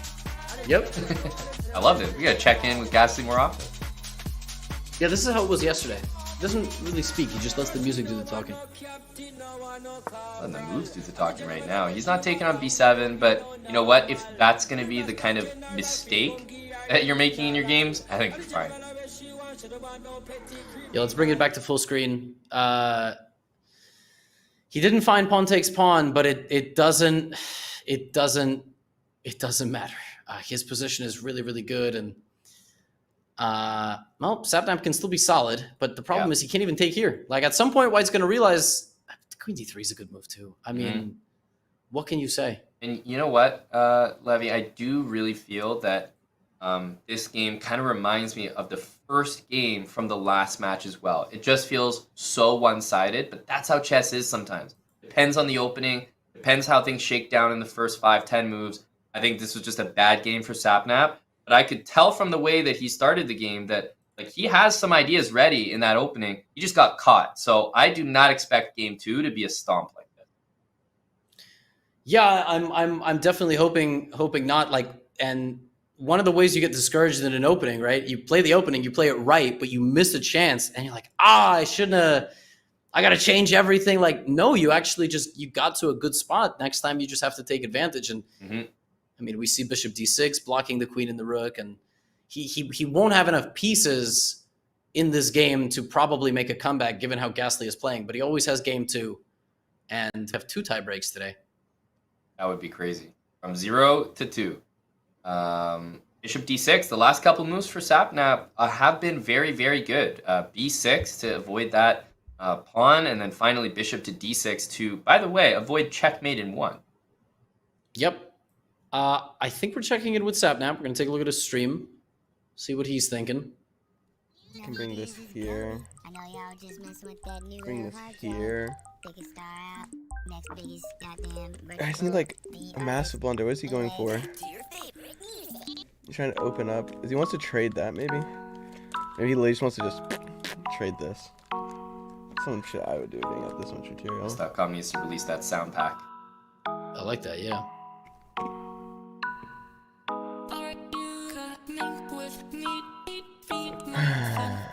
He seems concerned about rook d6, and the crazy thing is he's spot on that rook d6 was actually a threat. Oh fuck, he just has a check. Yeah, he's totally right. What am I doing? I'm just not thinking out everything. Here. This song is just letter. Listen, this is inspiration for the next Gastly song. You know, he can name the song G. Yeah, Gastly. I mean, he's playing really well. Don't bring the king up. It's not time to be a hero. You literally walk into a checkmate if you do that, by the way. Yeah. But I mean, taking this, it's. He might think that, you know, the f6 pawn needs support, and so I could see a world where he calculates out king e6. Yeah, it's kind of one of those from bad to worse situations, right? You see this, and unfortunately, you run into something even worse. Yeah, I hope he doesn't get discouraged, because the Scandinavian is one of these things that if you don't practice, stuff like that can happen. And yeah, Queen H4 is a killer move to get there with the queen. I don't know if he finds that. Like if Gastly goes here, I said it yesterday, if he finds a couple. Sorry, what was that? What the man? Like that's absurd. Isn't that like a 1500 level move? I think Queen H. By the way, Queen H4 is instead of capturing the pawn with the knight. The pawn was hanging, but instead he's like, you know what? I'm going to attack it again to take it with a better piece. That's very advanced. Yeah, I mean, this guy is like going to win this group. I really don't know what to say. He's playing at a 91% accuracy. He hasn't made a single mistake, like C4, right? That was, but beyond that, in fact, he started with a mistake and then he never looked back. And that's chess. Like that could go so differently, right? If Sapnap takes the pawn, then totally different game. Totally different game, right? And yeah, Queen H4 is crazy. Like to not play knight takes. That was his last move too. He just played knight there. That's a free pawn. Instead, he rotates over. And sometimes when we talk about these things, right? Like we say, oh, this is a 1500 level move. There's people in the chat like, oh, no, it's not. I could have seen that. Not in a game, you couldn't. When we're talking about it and we're showing you the arrows, you're like, oh, yeah, Queen H4. But spectator syndrome in chess a real thing, right? Like it's a lot easier to spot things when you're not in the game itself. Totally. Like, I cannot even count the amount of times that it was so obvious to throw to a wide receiver and the quarterback just didn't do it. Like, it was so wide open and it was just unbelievable. I must have amazing vision. Yeah, if you had the ball in your hands, Amon, you would have done it. Oh yeah, throw a pigskin over the mountains. I mean, easily. Oh, Queen F6 and Queen H8, and like that's it. I mean, that could be it, right in front of our eyes. The good news is this is a best of 2, and Sapnap gets white, and Sapnap's real good with white. And I think in general, a lot of the players are really good with white. Jarvis is better with white. We just saw him crush. Daily Dose of Internet was unbelievable with white. I think Sapnap probably is the same way. A lot of these players just getting going with black is very difficult. And there's probably a mate somewhere. There's a mate in 2. You could also just eat the rook. If he finds knight c7 and queen e5, I don't even know what I'm going to do with myself. Like if he doesn't take the rook, okay. Thank you. Thank you. Yeah. Thank you. Yeah, this is like one of those. Let's throw him off the scent. You know, knight takes a8. They'll have no idea. What if he promotes to a knight? How do we like that? Oh, he's I personally am a huge fan of that. So if you're just asking me, you're just fishing out there, I love it. I'm a fan. But he can come back and take the pawn, and then he's pinning the bishop, and then he's going to queen. Like, if your brain works that fast as a beginner, like if I go here, then this. But if I take that, because you want to get your most powerful piece back in the game, that pins that. Now I'm re-enabling that. Like, you've got really good prospects as a chess player if your brain moves like that. Yep. No, he's definitely, and he hasn't used that much time. So what you're saying is also totally true. Like, these are his instincts. This is not him spending 10 minutes and finding the best move. He's finding the best move in seconds. Yeah, I'd love to chat with. Oh my god! I mean, it's crazy. It's really impressive, this game. This is nuts. You know that thing about the tie breaks and having like the best accuracy? Yeah, let's just say if there's a tie break, Gastly's got the white pieces. Like, straight up. Yep. This is check. King b1, easy peasy. This man is up like 20-something points of material. Is he going to sack the queen to make a new one? Or is he just going to give a little check? Sack the queen to make a new one is absurd. But queen. Okay, he just comes back. Queen back. Professional. Ever the professional. No disrespecting the queens. There's a good move. There's a good move. Rook d8 maybe? Yeah. What's he going to do? He's not even fully developed, right? Like his knight on g1, he could just develop a piece and it would be a great move. Yep, he played queen a3, yeah, hunt the king. He can do whatever he wants at this point. Yesterday, his games against Daily Dose were nuts. The first one, he was losing, but he fought, and then he was winning, and the second game was crazy. And yeah, now the king is just going to go to the corner. There are some ways you could mate yourself by a miracle of God, like bishop f4, b3, bishop e5 is mate. You know. Yep. No, you have to be on the hunt for those kind of things. If bishop f4, Sapnap just resigns. He's done. He just he doesn't even want to. And I don't hate that, but let's go. You know what? I'll be the contrarian. I do hate it, but I definitely am enjoying the celebration. Look, what the hell is this? Oh my goodness! He's fired up. Oh my goodness, he is crazy. DJ's Completions too, brother. Oh yeah. Oh yeah. Gastly takes a 1-0 lead over Sapnap. That was like a hydraulic press. I don't even know what to say. I mean, Sapnap made a mistake early. He made a couple of mistakes, but just even the technique of Gastly was unbelievable. Like, it really was. No, you're absolutely right, Levy. Like, it's hard to give, the appropriate amount of compliments and praise, but totally deserve Gastly with an unbelievable performance. But I don't think Game 2 will be that crazy. No, definitely not, right? When you play black, you've got to defend, and Sapnap is an attacker, and he's going to start confidently with pawn to e4, and It's not really clear what Gastly's opening repertoire is, but let's put it this way. You're not going to get a position with 2 central pawns and a fork and all this stuff with the black pieces. So, no, Sapnap's still very much in it. But not everybody is equipped to get a game like that and go, shake it off. Yeah. Like, no big deal. Like Jarvis. it didn't happen. Like Jarvis, right? Yeah. Jarvis, that mentality. But Jarvis, like, it felt like that is exactly what he was capable of. Because it felt like he was internalizing everything. Like, he just, nothing would phase him type of thing. So he had the right mentality, I feel like, going in. Yeah. We've got a game 2 starting very, very soon. Sapnap with the white pieces. You mentioned, like, these guys just feel more comfortable with white. You kind of dictate things. That extra move means a lot at this level. To start. And I did mention to Sapnap that he likes this setup. I mean, I don't know. I don't know if he likes that setup, but he played it yesterday versus Daily Dose. And all I kind of told him was, look, the bishop's coming here. So, you want to play knight out and go for the queenside castle, right? And go for an attack. That's what I said. I mean, kind of like, simple and straightforward, but there's an entire game later, right? You got to get the bishop. You got to get all this. We'll see if he does my strat. If he does it his own way, God bless him. But exactly, because knight f3 could happen. But the reason why you've suggested maybe the pawn to f3 is that when you do that idea of bishop e3, you don't deal with knight g4, which bothers the bishop and maybe loses it. Yes, that's exactly right. Although yesterday, bishop g4 was played by bishop to g4 was played by Gastly, if I remember correctly. But there was a knight here.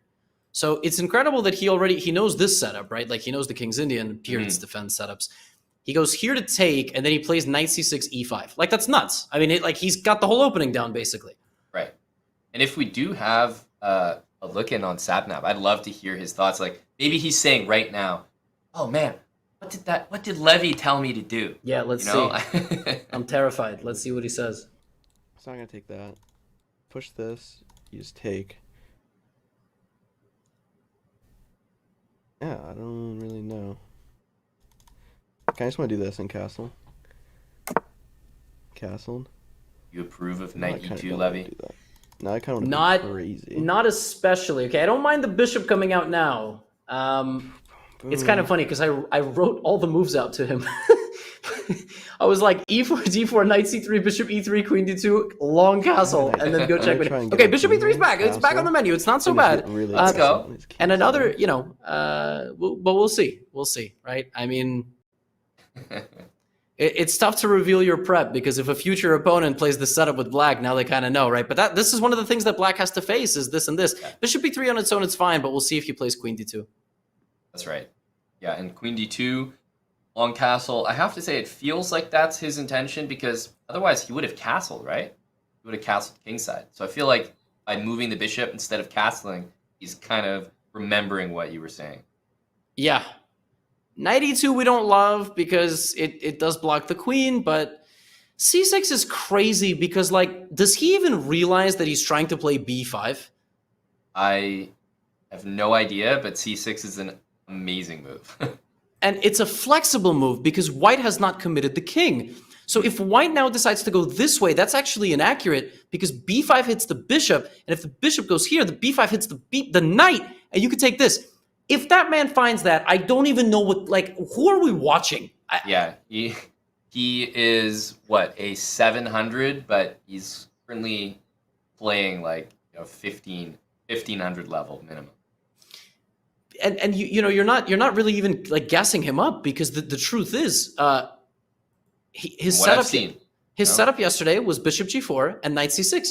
And by the way, queen d2 has been played. I expect d5.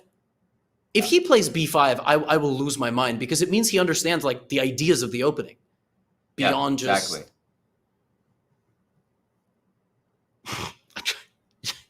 I don't even. Oh, we spoke too soon. Levy, chess is all about how the opening goes, right? It looked like Gastly was on another level in that first game, but look at Sapnap. He was gonna do that move anyway. Well, if you're getting a free pawn, thank you very much. I'm going to say right now, if he wins this game exactly how we talked about, I am going to be proud because what I said was, by the way, there's B5, the haymaker. Oh my God. He baited you in, Levy, waited for you to give some praise. And then he said, you know what? Here's one to impress you as well, Levy. B5. Oh my goodness. B5 is crazy. Now, bishop takes is possible. I would keep the bishop there, but it's very hard to do that. You got to slide back. Bishop D3 is better because it defends against B4, which is virtually unfindable. It's much easier to find B4 with black than it is to find B4 with white and anticipate that, right? But, I mean, this is a juicy attack. If Sapnap puts H4, H5 on the board, fireworks. Yep. Because I don't recommend this, but just to illustrate how damn strong White's attack is, if you played H4 while hanging your bishop, it would probably still be a fun attack. Yep, let's see what Sapnap's thinking. And look, I can't hate on bishop b3, right? Like, that feels like the better place. Otherwise, yeah, if I move to here, he goes here. And I guess I just push the pawn. It's not the biggest deal. I think, yeah, if he goes here, I'm just going to push my pawn. I'm not really too worried about that. He really can't, like, bring too much out. And I castle queenside. I mean, my queenside's actually super protected here. I mean, that's no big deal, I don't think. If I go here, it's kind of a bad place to put it, unfortunately. Oh my God, he played b4. Can we bring this to the big screen? I heard so many good things there. First of all, b4, as you mentioned, like, what a move. But I also heard Sapnap say, like, I shouldn't put my knight on a4. That's not a good place to put it. It's a really good thing for him to notice as well. B4 is unbelievable. And yeah, for Sapnap to go, I shouldn't put my knight here. It's good. And it actually is it's exactly right in this position. The knight would do a lot better rotating that way. Mm-hmm. Now, I'm blown away by the fact that Gastly just hasn't even addressed. Okay, he misses knight e4, which is very human. And now h4 is completely winning, even with knight e4. That's how strong the attack is. It's really strong, yeah. Yeah. Sapnap might just do it, by the way, because it's very much his style. The thing is, there's only one move that he's really sort of forgotten from the setup here, and it's pawn to f3. Yep. That would help his knight get into the action. It would stop knight g4. It would guard the e4. That's just that one move that kind of, separates you from someone a little bit stronger. F3 would be unreal if he played that. I think he's got that. F3 is real tough. Like queen b6, the first thing that goes through your head is there a threat? No. Now what do I want? In reality, you're supposed to scan and go, can my opponent do anything else? And there is this. The much more human move is just to take this to kind of like relieve yourself of the... Oh, that's absurd. Oh my God. I gotta get up. These two they are both playing so well. Got a round of applause for that move. F3, so it looks like such a small move, but beautiful. Sets white up for success. And H4, G4, even knight to F2 now. Killing it. Oh, if he could just go. He doesn't even have to castle. I mean, this is... What's funny is we looked at another... we did a little lesson around midnight a couple of days ago.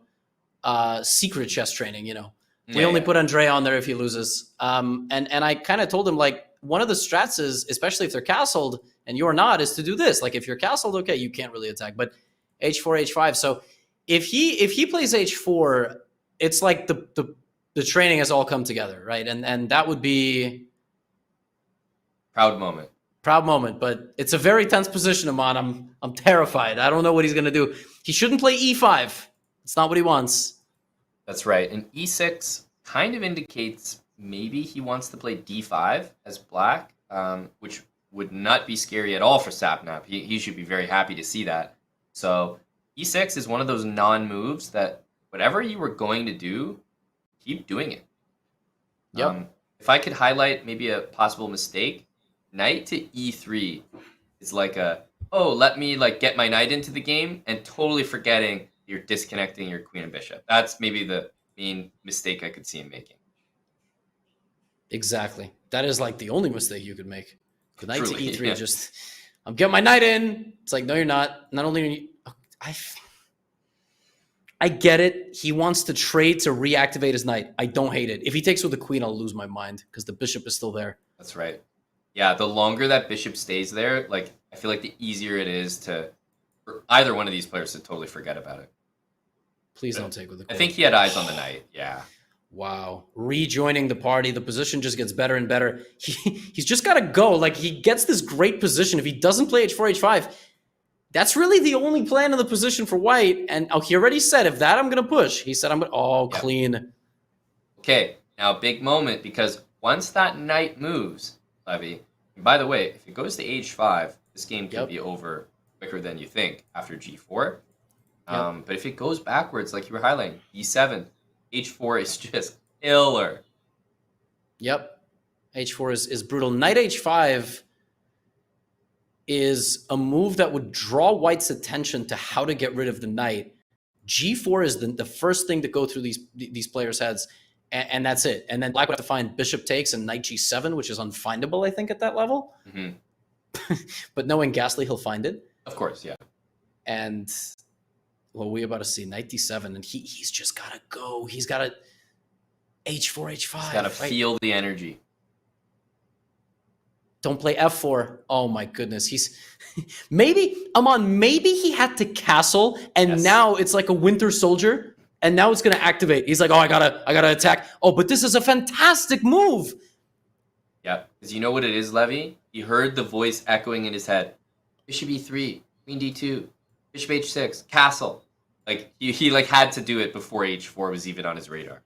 Exactly, but c5 is just incredible. What a pawn break. If you take the knight comes in, now you're playing defense. The best move here is to ignore it. He attacks, but the wrong way.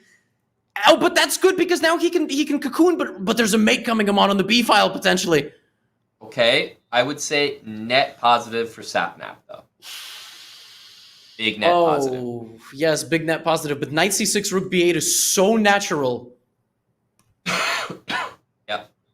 h4, h5. How many moves are we going to clamor for h4, h5? You know what? h4, he might do it now. Of course he'll do it now in the one moment when there's a threat coming for black, you know? He's going to play h4, h5 and get checkmated. Please, no. Sapnap's got to see it.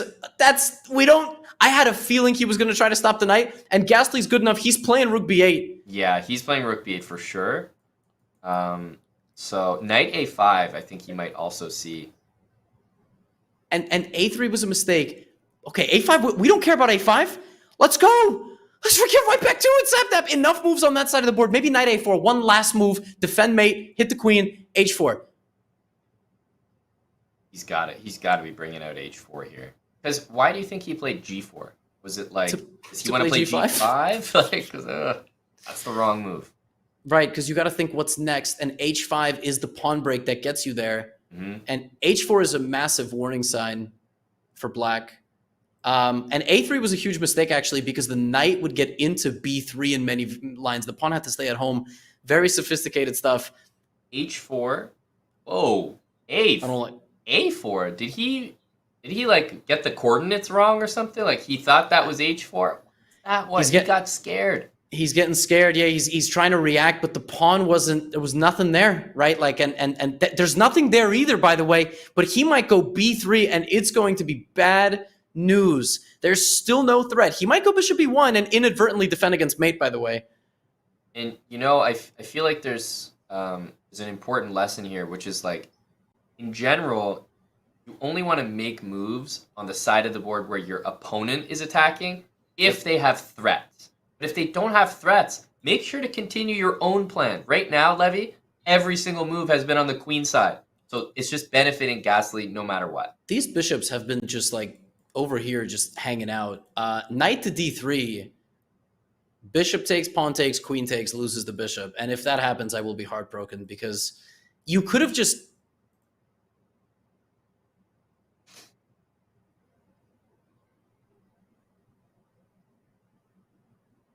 How's your heart, Levy? Is it feeling okay? Your heart? How is it? You can't even script this stuff, my man. Defend the Sapnap again. He just forgot. Okay. Okay. Do either one of these guys know that these bishops can take each other? Like they move in that direction on the diagonals. Oh, wow. Man, poor Levy just had his heart broken. Yeah, that was tough. And listen, I'm only biased from the standpoint of, it was an individual who was learning a lot and who almost got it all right. Yeah. But Gastly has put up a good fight, and these bishops are now monsters. White can still play h4, h5, but it's going to be crazy if this is the only pawn Sapnap doesn't move. I also am not a huge fan of that move, but I get it. That's right. Yeah, no, he's simplifying, like he's trading while he's ahead, so you have to like that from a principle standpoint, but I agree. That was not the best. Yeah. Bishop takes e2, he's just trading down. And now I'm is he gonna put both rooks like this, which is exactly what There it is, h4, Levy. Just the way you drew it up in practice, right? This was the attack you were talking about. Yes, exactly. Oh my god, he's gonna set up the triple cannon. Oh my goodness. h5, there's the attack. It's almost mate. Why did he not do that? h5, Levy, duck for cover. There's checkmate coming. Whoa. It's really scary. Speaking of which, like if black plays, actually I don't even know, because even g5 is like, he might play f4 and then g5. Aman, listen, I don't know. I'm getting hyped. You're getting hyped for nothing, my friend. Rook b8. Gastly doesn't care about h5. Yeah, if Gastly just plays rook b8, trades the queens, and then he actually has a fork at the end, I mean, that would be juggernaut level. Tough. It's such a brute force way to do it, but it actually works. Like it's so caveman. He's just got 3 pieces. I mean, hey, can't do anything. It works. Nothing you could do. d2 covered by the bishop. The bishop. There's not even that. The bishop that we lost. Yep. The only way to defend against this is probably to move the knight, lose the pawn, and then put the king in the corner. But that's potentially a ladder mate. Yeah. Right. Wow. Gastly's crazy. Rook b8 is a top tier move. And he is crazy, by the way. What is he coming in? Is that 693 beside his name? Like, he's nowhere near. Like, he has some mistakes this game, but man, is he strong at that rating. Yeah, I don't even have an accuracy on there for this game for some reason. But last game, I do see the accuracy. It's only 72%. I guess it's because of all the moments that the machine was screaming for h4. Yeah, every h4 was like, this poor engine like showed up to work. What is his job? You know, to provide the best move, and then he's just been ignored for just the last 20 moves. Yeah, 693 is just. I mean, I just gotta say it's totally ridiculous. Chess is tough, right? Like you look at a matchup like this, and if White had just played h4, h5 a bit faster instead of playing c3 and playing on the side of the board where he was weaker, where the opponent was trying to attack him, would have been different. But and I can definitely speak to the fact that when you're in the game, when you're the one playing, basically everything is magnified. So yep. When you're sitting back, not even at our level, Levy, but even someone in the chat, when you're just not the one playing the game, it's easy to be like, oh, that's not a threat. That's fine. But when you're in the game, like even the simplest move feels like the end of the world. Yep. Yes, it does. King A1, by the way, forced. Will he find rook b3 to try to get a ladder? Because It's Gastly, so the answer is yes.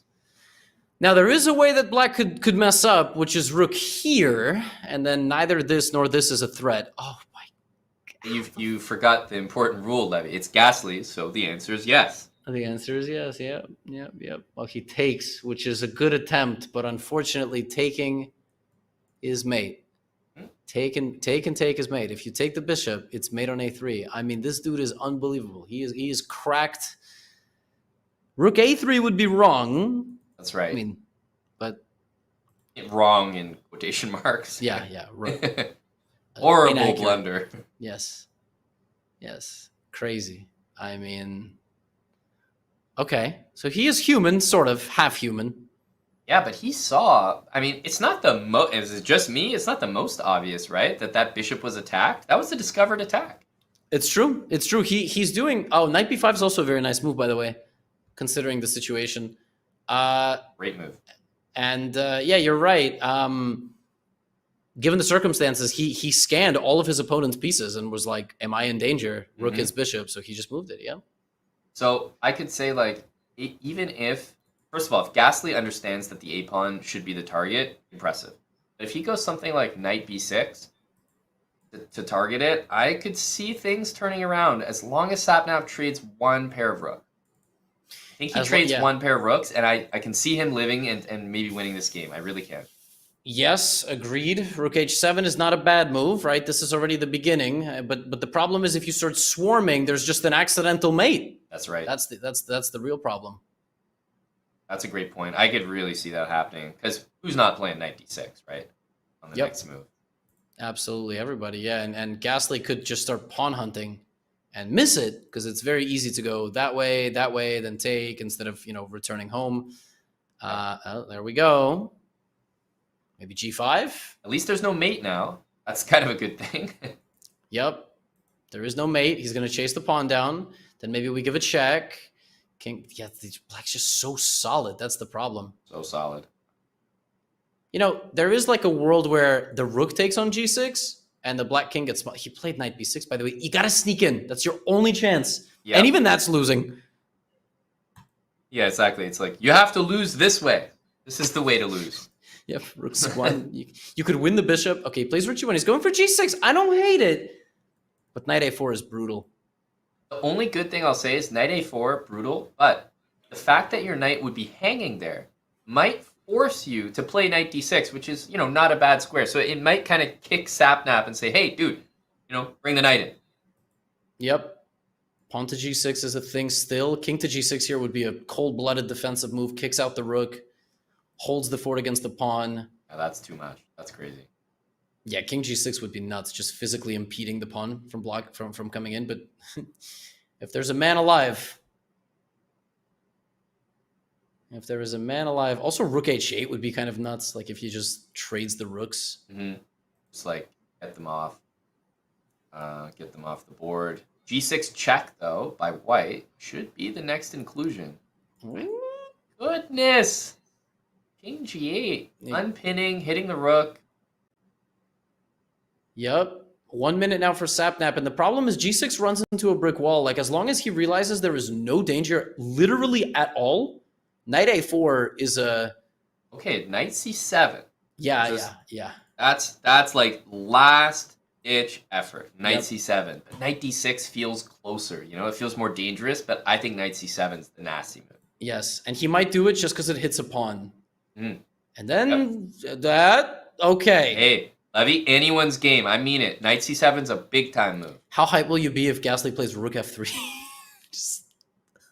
Not that hype. That's an average move for Gastly. Yeah. Rook f3's game over. White needs to find rook h2, rook a2 at that point because rook b2 and rook a3 are just mate. It's impossible to defend this pawn unless you play rook b6. So it's very easy to play rook b6 because you go, okay, I can't do this. And then you play rook b6. But then maybe knight e8, hit the bishop a different way. 100%. Get really tricky. 100%. Then bishop h8, rook h1. We got mate. Oh, he's blundered knight e6. That was one of the worst moves he could have played, actually. This is what I'm saying. So it seems like you're being aggressive with rook b2. Yeah. You're close to the king. You're making no threats. Yes, you're making no threats. Knight e6, and now his idea... Oh, his idea was definitely to do something like that, by the way. Oh my god. Levy, it might be a race. Rook f3, rook takes bishop, king h8, and they both have checkmate. Yes, they both have checkmate on the board. As long as Sapnap doesn't take with a knight, he shouldn't do that. He's very experienced. He'll probably take with the rook. As long as he finds the other move. This is crazy. Oh my god, we might be seeing a comeback for the ages here. Sapnap's only got 47 seconds to figure it all out, though. But a minute 36 and the tougher decisions for Gastly, that's not looking like the better side to be on right now. No, it's not. No, it's not. I definitely don't envy him. And this is very tough because you do something like this to white, you're like, he's got no moves. Bozo, mate is coming. Mm-hmm. But all of a sudden, it's all turned around. And it wasn't really the rook that was the problem. It was the king. And That's right. we got to give Sapnap credit for getting all his pieces directly at the king. This is called creating chaos, creating confusion in the face of defeat. And 1 minute remaining on the clock for black. This is truly anybody's game. But right now, it's a lot easier for Sapnap. Maybe rook from f4 to f2. And then, you know, you've got some ideas for your own checkmates with rook a2. But you also, by luck, kind of defend the checkmate later down the line. So yep. And then there's like rook h1, and then there's rook. The other rook goes to h7. There's like some crazy. Oh my goodness. I think we might see what we talked. Oh my goodness. He played it. This is so insane. He played the move. He played the move. And now. So Sapnap might think that he's totally winning. But for example, rook h1. Rook h2 by black. If he trades those rooks, Levy, it's not that easy to win. No, it's not that easy to win. He plays rook h1, rook h2. He's going to take. Yeah. As long as he doesn't play rook h7. Rook h7 is losing all of the advantage. It might not be losing the game. He plays rook d7. Rook anywhere, and there's mate. Rook d8 is mate. He found it. It's a checkmate net. That's it. The white king is going to walk up to a3. All of these checks don't matter. That's nuts. That was the most clutch move he could have played. It's mate. Because knight c3, it's mate for both of them. Rook d8 and rook h8. He's played it. Rook d8 mate, and Sapnap has tied the match. Unbelievable. Let's go to a live reaction. Right here. Yes! Let's fucking go. Let's go. I fought for that shit. Let's go. Oh my god. Oh my god, that's satisfying. I want to go see what they're saying. I have to go see what they're saying. That was satisfying. That was a fight. Sapnap, we are saying only good things. We want to hear what you were saying. Oh my goodness, that was sensational. What a match. That was Leon Edwards, Kamaru Usman #2. I mean, it was 4 rounds, one-sided, and he just came back. The knight infiltration to tie the match at 1-1. Aman, you called it. It's 1-1 now. Yeah, 1-1, and it was off the back of that move. I'm going to go back and give credit to knight c7. That move was so killer. Hitting the pawn on e6, and Gastly had the game in the bag there, but he had to play some specific moves, and he blundered, and immediately Sapnap took advantage, and he never looked back. It was like perfect play from there. What a finish. And by the way, in the final position, Levy, black had checkmate in 1 on the very next move. So if he didn't play that checkmate, he would have got mated himself. They were both just hanging on a knife's edge, and Gastly was trying to checkmate the whole time, but the counterattack was sensational. It's now 1-1. Let's remind everybody of what happens when a PogChamps match is tied 1-1 after 2 rapid games. They play a blitz playoff, 3 minutes per player, 5 seconds bonus on the clock. We just had it today, but if you missed it, that's it. That's just 1 game, and the winner gets 2 points for the standings. The loser gets 1, not 3 and 0. The person playing with white is determined based on the accuracy of the previous 2 games. Aman, you called it. Not Jarvis, excuse me. Gastly, in that first game, played at around 90%. So he's going to play white.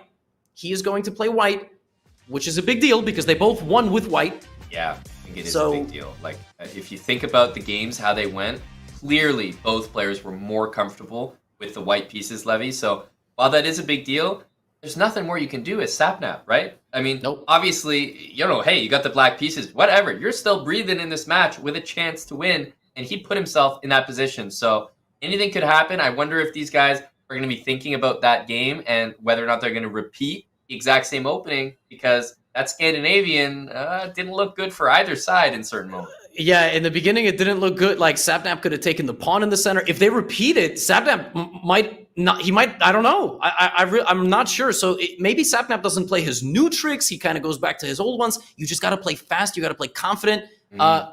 We saw neither in the earlier playoff. We didn't see fast play. We didn't see confident play. Like, right? We saw good. Exactly. But and at this point, there's 2 different. I'm curious what the chat thinks. You know, is it going to be a win for Gastly or Sapnap? Let us know, because are you with team momentum, Levy, where, you know, Sapnap's obviously feeling it right now, or Or are you looking back at the white pieces that Gastly had in that first game and saying, okay, well, it could just be a repeat of that? Yeah, I don't know about momentum, right? Because it's totally different to start. Like, if you're an experienced player here, maybe what you do is you go, Scandy was bad, I'm going to play what I know best. Because I only have 3 minutes, right? I'm just going to play the opening I know best, which might be some Gambit, right? Like, if there's low time on the clock, maybe I just go for a Gambit, I go for a cheese.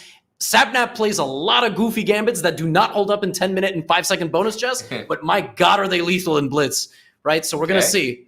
Oh, here we go. Speaking of which, he might.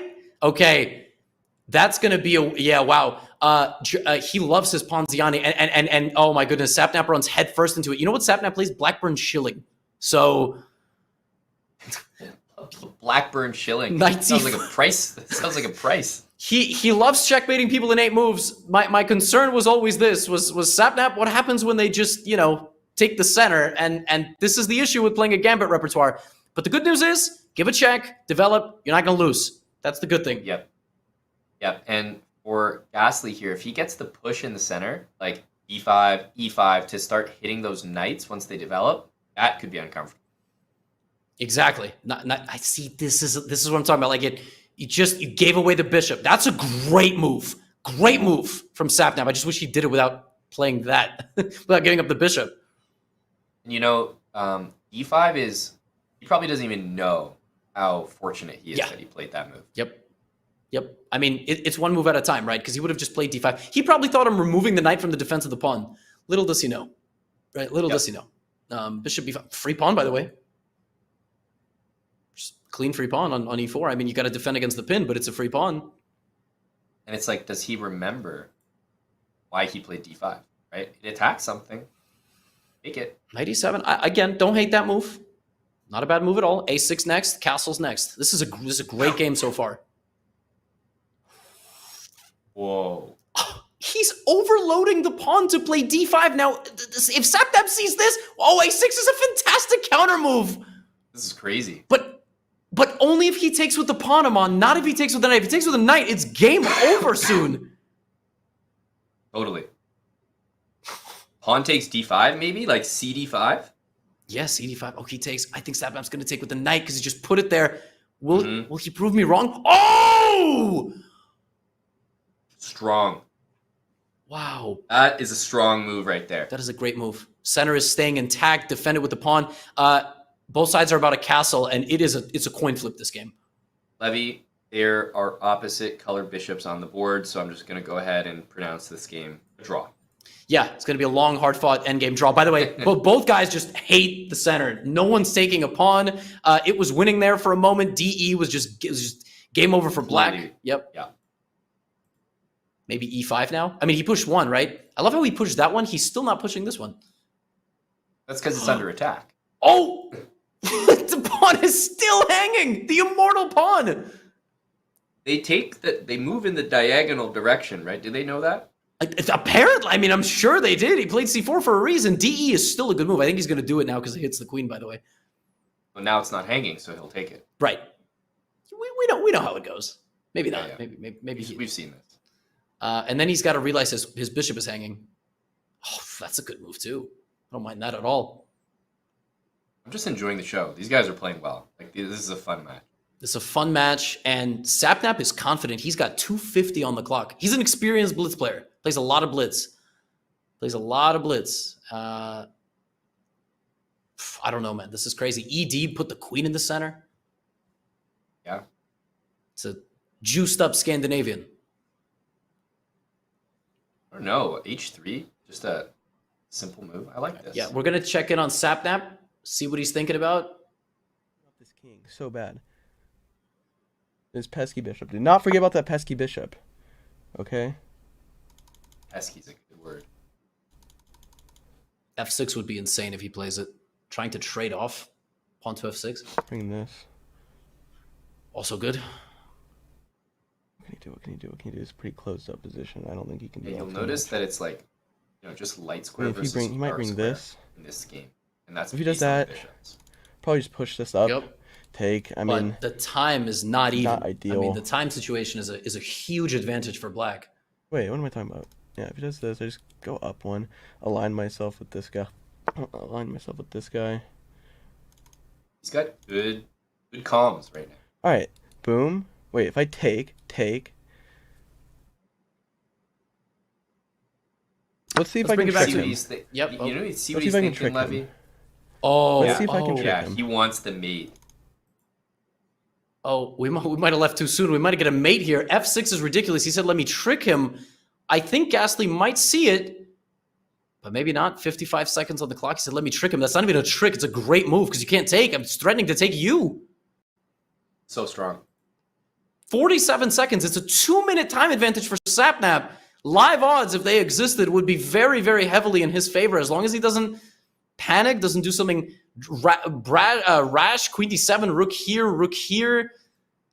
Bishop f4 played. Now he might start gobbling, but the best thing to do is to keep the tension. He already pointed out queen d7. Oh, this is so tense. It's a dead even position after queen to d7. And also pawn takes pawn. If the pawn takes back, you could see rook f8, and maybe bad things happen. Pawn takes, yeah, absolutely right. I'm shocked that's not like a top move. Oh my god, he's tricking him again. Queen e1 to sack the queen for the mate. Oh dear me, that's unbelievable. That would be the ultimate that's like a mic drop moment in chess if there was one. Now, will Gastly find pawn to e6, turning the screw? It's not the best move, but it's very practical. h3, oh, what? That move is crazy. That is a crazy move. Now this doesn't work. I mean, it's not terrible because you get 2 rooks, but there's no need for that. Just slide out of the way. Pretend it never happened. Take the bishop. Do something. Okay, he's just simplifying. He's going to take this too, probably. Which is not good for him. Yes, Gastly's yelling. I don't know what he's yelling right now. Apparently, Gastly's... He's like hyping himself, you know? He's like, hey, man, we got to make moves, you know? Speed up. I will say, people that listen to, you know, EDM music get a buff when they're low on time. Vouch. Yeah. Gets you really in the zone. He took a pawn, by the way. All right, we don't know what he's saying. He stopped yelling. Probably was motivating himself. Let's go back. We have a big moment in the game. A massive moment. Gastly took a pawn on c7, which was inaccurate. Trading the queen was better. And then going here, infiltrating and taking everything over here. It was a transition to a rook endgame that was going to win him the game. Pawn to f3 is defending, but now queen takes d4 is a check and a fork and picks up both pawns. If Sapnap finds queen d4, he has a minute time advantage, and he's got an extra pawn in an endgame, but that's it. He's got to see queen takes pawn.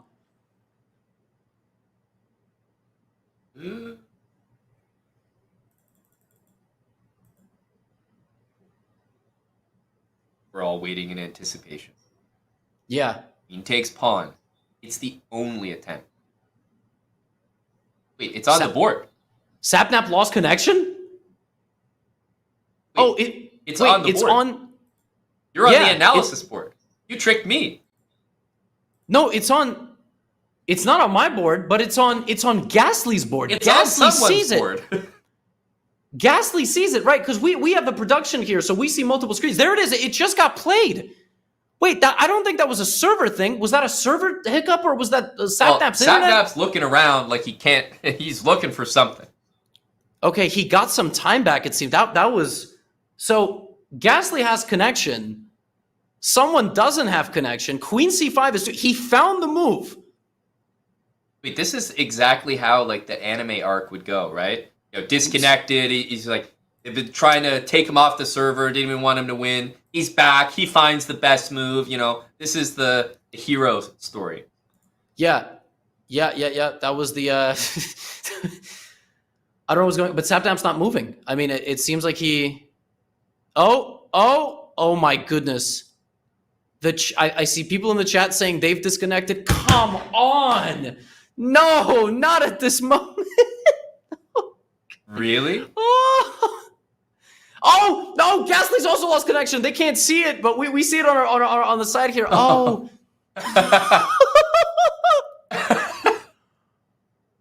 This is chaos, and I'm sorry, but I'm just enjoying it. I'm sorry. I'm gonna go out and I'm gonna say it. Pure chaos, and I'm here for it. I'm not here for it. I wanted the match to end, and I'm here for it. It's I'm here for the 8:30. madness. No one knows how this is going to be resolved. This is crazy. This is so crazy. Pure madness. Everyone in the chat is stuck. They're glued. They can't go anywhere. They need to see the conclusion to this show. This was a queen and rook endgame to determine who is going to win today's matchup. And now I don't know. They're going to tell me to go to a break. I don't know. Maybe we don't go to. What if we just hijack the show? They can't. Oh wait, they can't force us to go to a break. Never mind. They can click the button. they can click the break button. Yeah. They can mute our mics. Well, I'll just have a hot mic permanently, and I'll just. Oh God. Is that what's happening? Is that what's going on? We're waiting to see if we can. It was heating up. It was heating up, Levy. But I think because of what's happened, it probably is time for us to take a step back. But man, that couldn't have happened at a more inopportune time. We'll have to sort things out, right? Yeah, we'll have to sort things out. We also, by the way, my analysis board just updated move. So we're gonna go to a very short break. We might be back in a few minutes. Don't go anywhere. We're about to figure things out.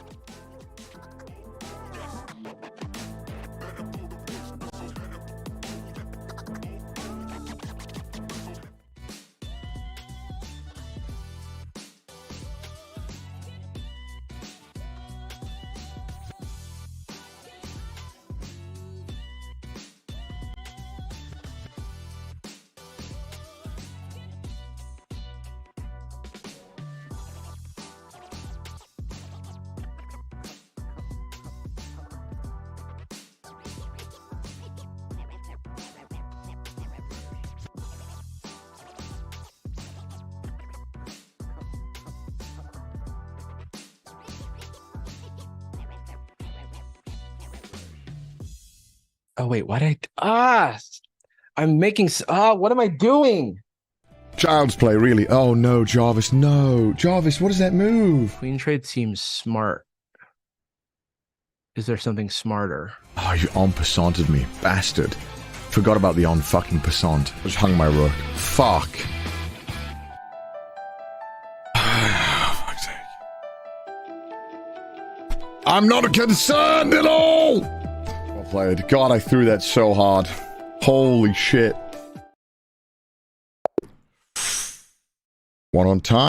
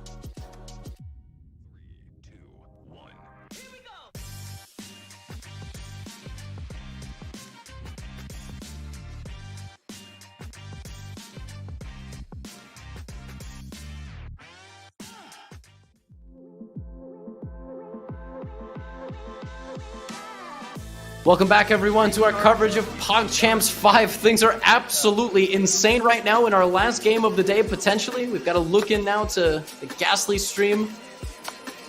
Yeah, we're flying by the seat of our pants here, Levy. We just got to go. The servers came back, the guys are playing, so let's just get into it. Yeah, let's just get into it. This is Gastly's second queen endgame in 2 days. Yesterday, he was on the fortunate side. Now he's going to be losing his pawns in front of his king, which could prove fatal. He's about to make a move. Will we see a draw here?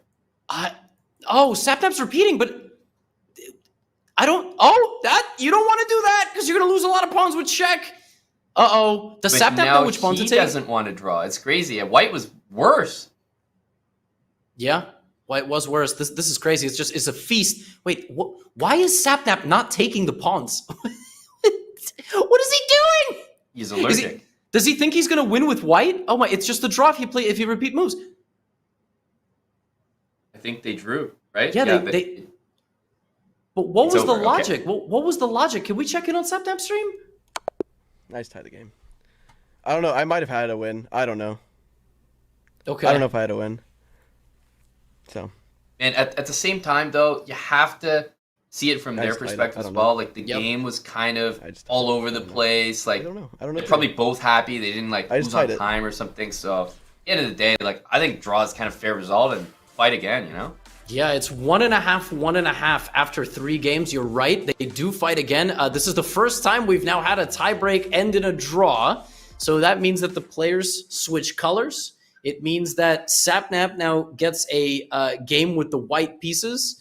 Mm-hmm. I don't even. I don't even know what to say. This is a tremendous amount of fun. He was definitely better at the end of that Queen End game, but. What a fight thus far! I mean, what a day of games we've had. Yeah, no, he was better at the end, but I'm not like it's not insane that he didn't take the pawn, in my opinion. I think he was just comfortable not losing the game. Probably both sides, you know, fight on even terms in another game. And as you mentioned, white pieces for Sapnap, so he's going to be going back to that same setup against Gastly, and Levy. It could come down to that Queen D2 Bishop H6 stuff that we were talking about. Yeah, I don't know. I'm assuming Gastly's going to play the same way. It's 3 minutes, 5 seconds bonus. Winner takes it all. And some of you may be wondering, what happens if they keep drawing? We stay here forever. We don't. Yeah, it never ends. Oh wow. Okay, the Vienna. And Sapnap's playing a Vienna. Knight to F6 is the response, and he goes for the Vienna Gambit. And he like perked up in his chair there. I think he knows a thing or two here. I also think he knows. Now that's not a good move because you can take and put the knight into the center with the pawn. But does he remember that? Okay, he takes. He's taken. Now pawn to d4 is vicious. Mm-hmm. The knight is going to get stranded. If it goes there, e5 removes its guard. And if it goes there, you push the knight back and then you just, it's foot on the gas is what it is. Yeah, basically e5 no matter what. Yes, he might go d5. He plays e5. What a confident move. The knight's got to go back. He's going to play knight f3, bishop c4. This is an opening very much in his wheelhouse. Queen e7 is not a good move because you can play knight f3. Wow. Honestly, knight g8's an impressive move. Like it's the best move, and it might look like nothing when you just glance at the move quickly. But every other knight move was bad, losing the knight immediately. So it's really impressive. He not only found the best move, but the retreating move as well. Yeah, and I mean bishop b4 is a nice move, but this is a moment where he can literally run it down mid. Mm-hmm. We had Tyler 1 on yesterday. Bishop d2 is a little passive, but it's obviously not bad. Yeah. But you've got to step on the gas. Like right now, bishop out. You don't want to take because you're just removing a pawn from the center.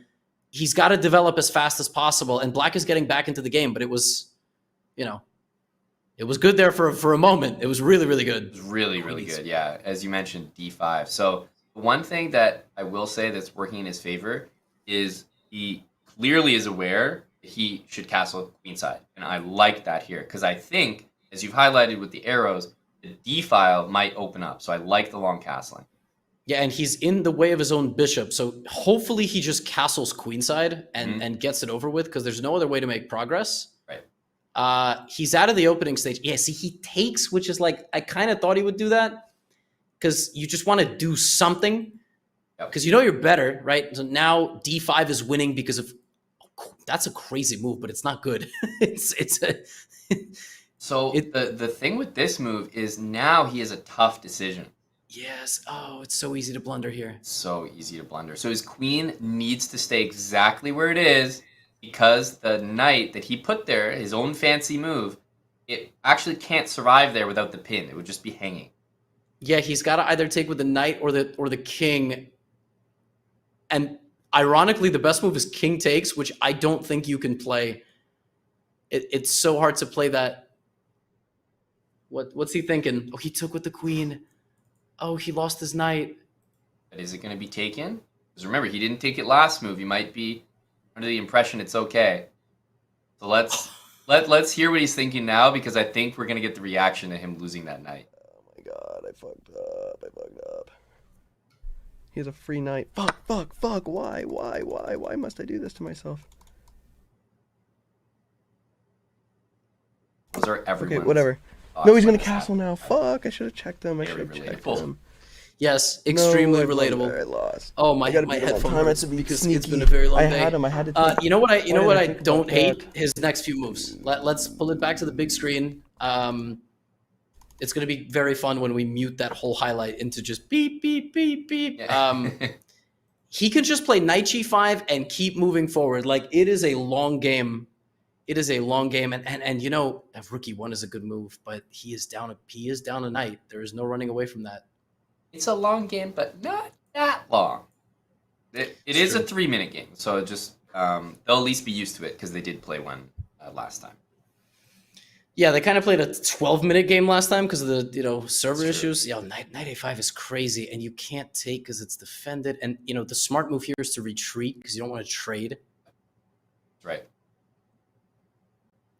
Love bishop d3 here because I think if he just keeps the pieces on the board, knight g5 is about to be a major threat.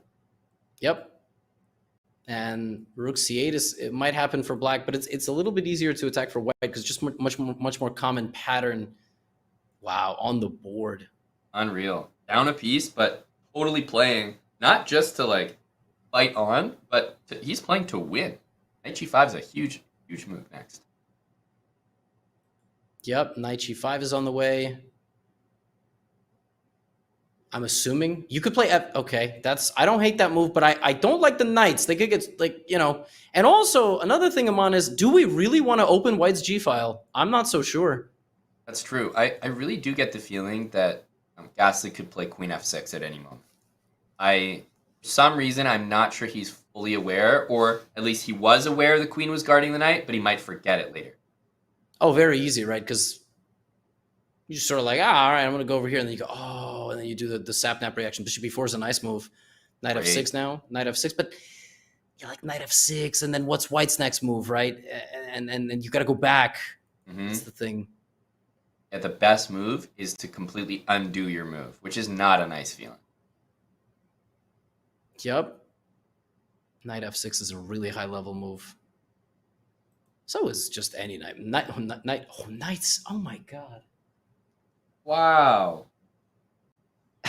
It's not the best move, but for this level, but it's still. So queen d3, right? Yeah. And we're still in business for both sides, honestly. Queen d3, the best move for black is to play knight f6, defend against that, hit the bishop, and then queen f2 makes a lot of sense. But queen b6 is now a mate threat. Queen b6.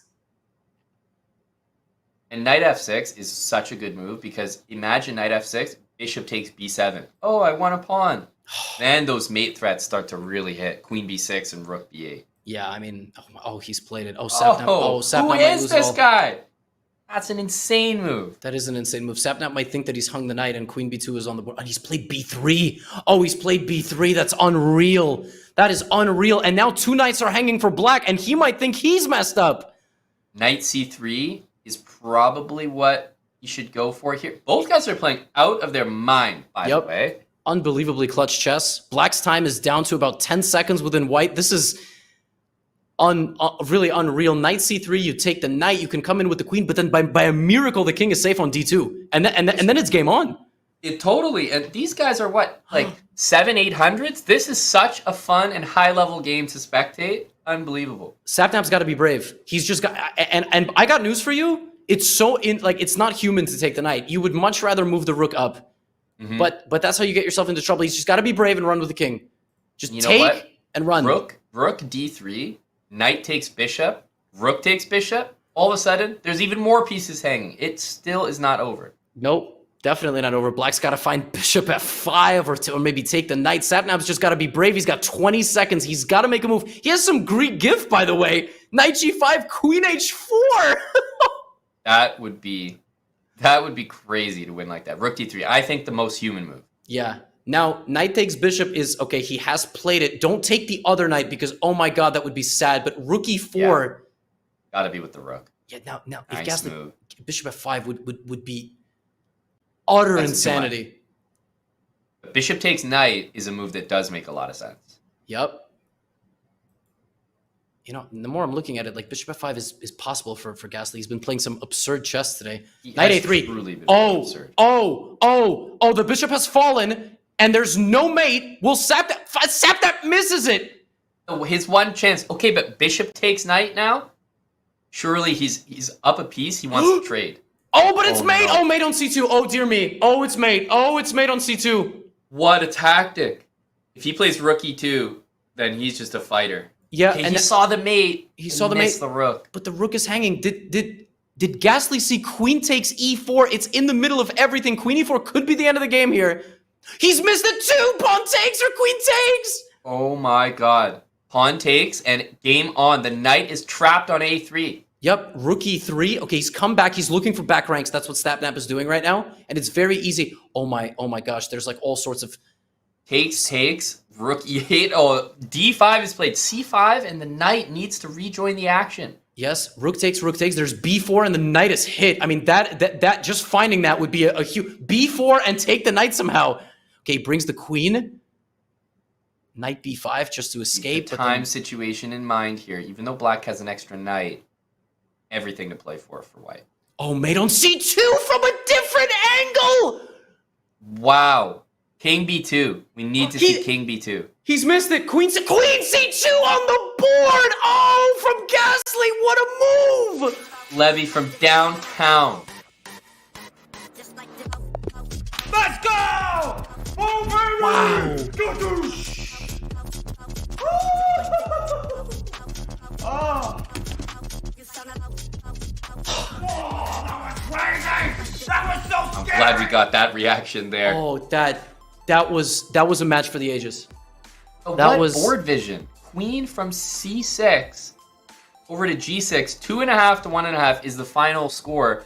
Double tiebreak, double OT, Levy. We've had tiebreaks in both matches today. You remember when there was like 4 matches on the docket yesterday and there was only 2 today? Yeah, I think the 2 matches made up for it in entertainment. Oh, we just got a bonus match. That's what we got. That queen g6, queen c2. Oh my goodness. That reminds me of the Miami Heat play call. You know, LeBron James 3-pointer, no good. Josh back out to Allen, his 3-pointer, bang! I mean, that was queen. He was setting up queen c2 time and time again. Time and time again. What a match! Shivers. What can we say? We do have a scoreboard for you. In Group B, Gastly on top with 5 points out of a possible 6, defeating Daily Dose of Internet and Regulation, and then defeating Sapnap in a double tiebreaker. Can they just split the 3 points? Like, why does Sapnap only get a point for that? Like, that's entertainment. Like the deserve-o-meter is going crazy right now. That was so entertaining. But honestly, Gastly, the way that he used his queen to threaten checkmate multiple times that game while potentially hanging other pieces, so impressive. I couldn't have said it better myself. We are going to be right back, and we are going to get an interview with Gastly because we've all been dying to talk to him. Don't go anywhere. An interview with Gastly coming up, and we'll wrap up coverage of PogChamps 5, day number 2.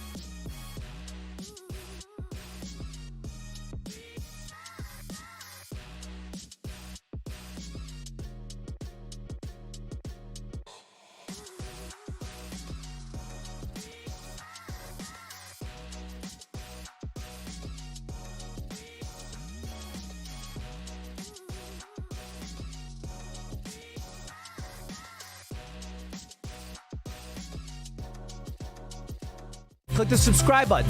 See if it says subscribe free in purple. And if it does, you're golden, pony boy.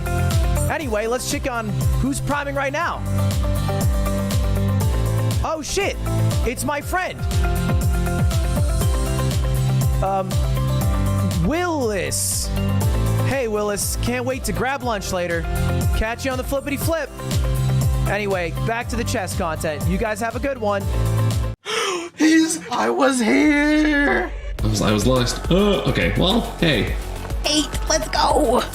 Oh no, I think I should have just done that. Chat, I got 14. We beat it. Let's go. No, 15. Unreal. No, first try. 8 in a row, 9 in a row, baby. Let's go. Let's go. I got a little achievement thing. I honestly really enjoyed that. That was really cool. Become a chess.com community streamer at go.chess.com/start streaming.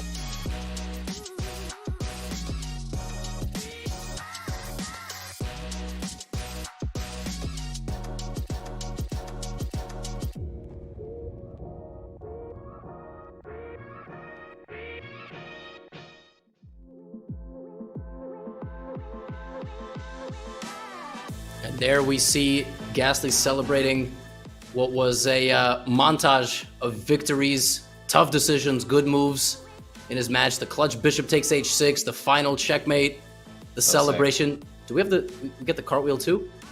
We have to get the cartwheel. Let's see it. We gotta see this cartwheel. Surely they didn't clip out the cartwheel. Oh, there it is. There it is. And we're joined.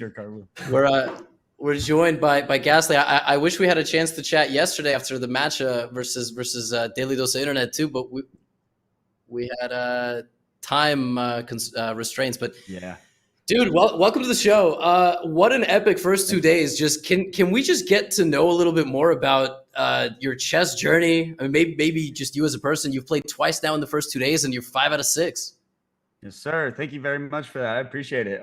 Yeah. So I picked up chess like randomly. I was just sitting on a plane, and I realized that I had never played it. You know, I wasn't really particularly inspired by anyone or anything. I was just like, I don't know how to play chess, and I feel like that's a life skill that I should have. And the bug just bit me, and it never left. And ever since that, I've been practicing like practically, if not every day, at least 5 times a week, like really authentically studying the entire the opening principles for black and white.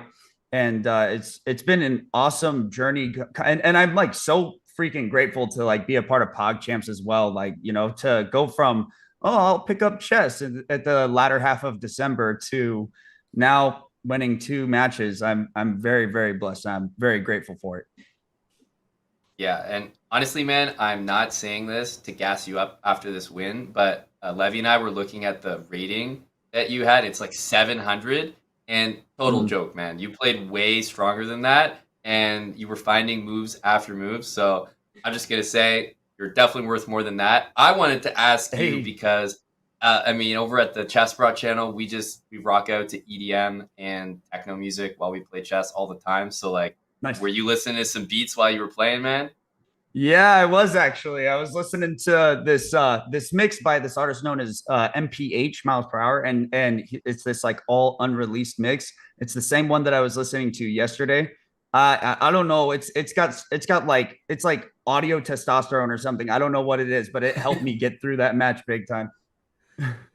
Yeah, I mean, you were sniping the queen maneuver in the final game. The first 2 games were yours too, but the comeback was crazy from your opponent. And I'm gonna confess something. I trained your opponent a bit. Like I trained him. And that was you know, if you had asked, I would have been cool. We just didn't know each other, so I was slightly biased. If you rewatch the commentary, don't hate me. I just wanted a close match. But you put all that to rest. Like, it didn't matter, man. I mean, we were sitting here we were saying moves, and we were like, he's not going to play that. Like, if he plays that, he's going to win the tournament. And you've done that multiple times. So wow, that's awesome. That means a lot coming from you guys. Yeah. And you know, you trained him really well, because he scared the crap out of me. There were so many moves where I was like, okay, he definitely saw through that. But Andrea did a really good job training me. I'm very grateful to her for, like, you know, helping me realize the main principle of chess is trying to understand what your enemy is trying to do. Like, yeah, everyone's got you have your plan, but if you just tunnel vision your plan, you'll always hit a brick wall, and you have to, you know, adapt it. And it's a beautiful thing. Very grateful. Fuck yeah. Hell yeah, man. Congrats again. I wanted to ask you one last question, because I think you are, honestly, the longest match that we've had so far in the competition. You went to like double OT. So, like, are you fatigued at all? Were you like feeling nervous towards the end, or are you feeling pumped up? Certainly felt nervous. I felt like my guts were going to come out of one of my orifices. I didn't know which one, but at some point I was definitely wigging out. No, Sapnap was he was a great opponent. But you know, like, when I go on stage and I perform for you know, thousands or whatever amount of people, that does not even come close to comparing how nervous I was during this match. Not even close. That's wild. Because I did say during the player intros, I kind of said, right? I said he's played on stage, and that might translate, but it's true. Listen, I've played these matches too. Amon has commentated on me playing, and I was in the headphones, and the nerves are ridiculous. Like you don't even see the board straight. So, but you clearly saw it well enough because you won in double overtime. You won yesterday, and I think starting out, according to the official ELO, you were like rank 4. Like maybe that's not exactly accurate, but you are outperforming all expectations. I am just so excited to see your match against Virtual, who's supposed to be the best player in the group. You gotta change all that. You gotta get a nice little 8 out of 9 points. Thank you, Gastly, man. Listen, thanks so much for joining this interview. I can't wait to watch the rest of your games. You play chess like a professional. I can't believe you're not 4 digits of elo. So that's what I'm saying. Hey, congrats again, my friends. I really appreciate that. Yeah, we'll let you go, get some rest, but spill some stuff out of orifices. It's not too late to do that. If you'd like. On a serious note, I think I might take advantage of it. Yeah, maybe. Yeah, just not on camera, but congrats I'll again, man. We'll see you for your 3rd matchup very, very soon. Yeah, absolutely. Thank you, fellas. Man. Have a great day. Cheers. There he goes. That was a lot of fun. And these are our group standings. Little update to Group B. We've got another 5 points. A tiebreak win. Yeah, I mean, what a match that was, right? Like that was just 2 incredible matches today. You started the day by reminding me and our viewers, like, we haven't had a tiebreak yet. I was like, hey, Levy, what's the tiebreak format? You're like, hey, shut up, man. We ain't gonna have any tiebreaks. And then look at that, 2 tiebreaks today, double overtime in one of them. Remember the CDawg victory in OT as well. The cartwheel, the cartwheel, the prayer, the everything. I mean, yeah, those are all of the complex emotions that go through a chess player's brain. And we saw on the screen there, Queen to C2 checkmate over from G6, just unbelievably clutch stuff. What to say, Aman? I don't know. Levy, I honestly do think when people, saw the matchups and they were like, oh, it's only 2 matchups now. They were thinking, okay, it'll be cool, but like maybe not as entertaining as day 1. I'm just going to say it. We blew day 1 out of the water. Like day 2 was crazy. Double overtime in both matches. Yeah. It looked like a crush at the beginning of both matches, but then epic comebacks from the underdogs. Just so sick to watch.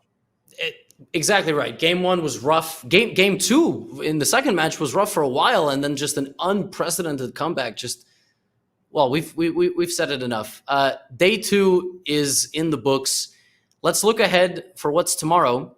I will be here once again, and I will have another co-host. I think I'm going to be with Alexandra tomorrow. We've got 4 matches. We had 5, then we had 4. I think it's 4 now. We'll start tomorrow with a Frank versus Saikuno. That's a Group A matchup for you. Frank victorious versus Jarvis in regulation. Saikuno succumbed to the monstrous 1200 rating. And then Daily Dose of Internet versus Sapnap. So we get Sapnap right back in there with the 1 point versus Daily Dose, who has yet to get on the board. Both victims of none other than Gastly. And then we will finish the day off with Group D getting their first matchup. I Did a Thing versus Papa Plata. We've got a World Tour, Germany. We got XQC representing Quebec, Canada. And I don't know, maybe wherever he is now versus Tyler 1. I can't wait for that one. Hopefully XQC fixes his computer. Hopefully Tyler 1 doesn't issue me another ultimatum of $10,000. So that's like for sure the epic matchup coming up. But finally, Group D gets to play. That's going to be exciting. And I do want to say, we've been talking about how great Gastly was and totally deserved. But shout out to the losers of today's matchups because like just such epic play by them.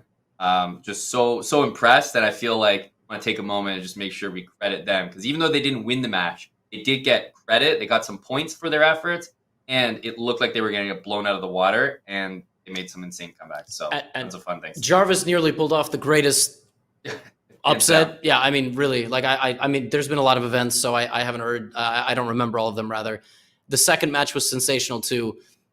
This has been a lot of fun. We're going to end the show, but before we let you go, we got to tell you about these really cool Twitch drops that have been a part of PogChamps 5. And I just want you not to miss your chance to cash in on them. All right? You can earn 2 weeks of a Diamond membership by watching 2 or more hours of chess with participating streamers on Twitch. You got to connect your Twitch and your chess.com accounts to claim the reward. Drops are only going to be available for a limited time, so you don't want to miss it. Use command drops in the chat to learn how. There you go. Awesome. I mean, we already put in a couple hours watching us, so they're already in. I know. My friends, Aman, well, you could be included in that too. I was signing off every week. Production, I've got a 10-second countdown. It has been a great pleasure to commentate day number 2 for you of PogChamps 5. We'll get out of here, and we'll see you all right back here tomorrow for PogChamps 5, day 3. The problem is the bishop is no longer hanging. Oh. He knows what he did. Hands on the face. Ouch. Oh, it goes from bad to worse. Oh, he knows about the ladder. Smooth. GG. So smooth. To see if he... Yeah, he does it! That's the first en passant in PogChamps 5 right there. Wait, what book is he reading right now? No, closer! Yeah! Ah, no! Make a move, he's gonna run out of time. The position is too close. The bishop. He's lost. Oh, he's lost some time. I'm not happy with how I played today. I feel like ass. Oh, Sapnap just resigns. I definitely am enjoying the celebration. Look, what the hell is that? And he's played it! Rook D8 mate, and Sapnap has tied the match! Yes! Let's go! He's missed it. Queen C2 on the board! Oh!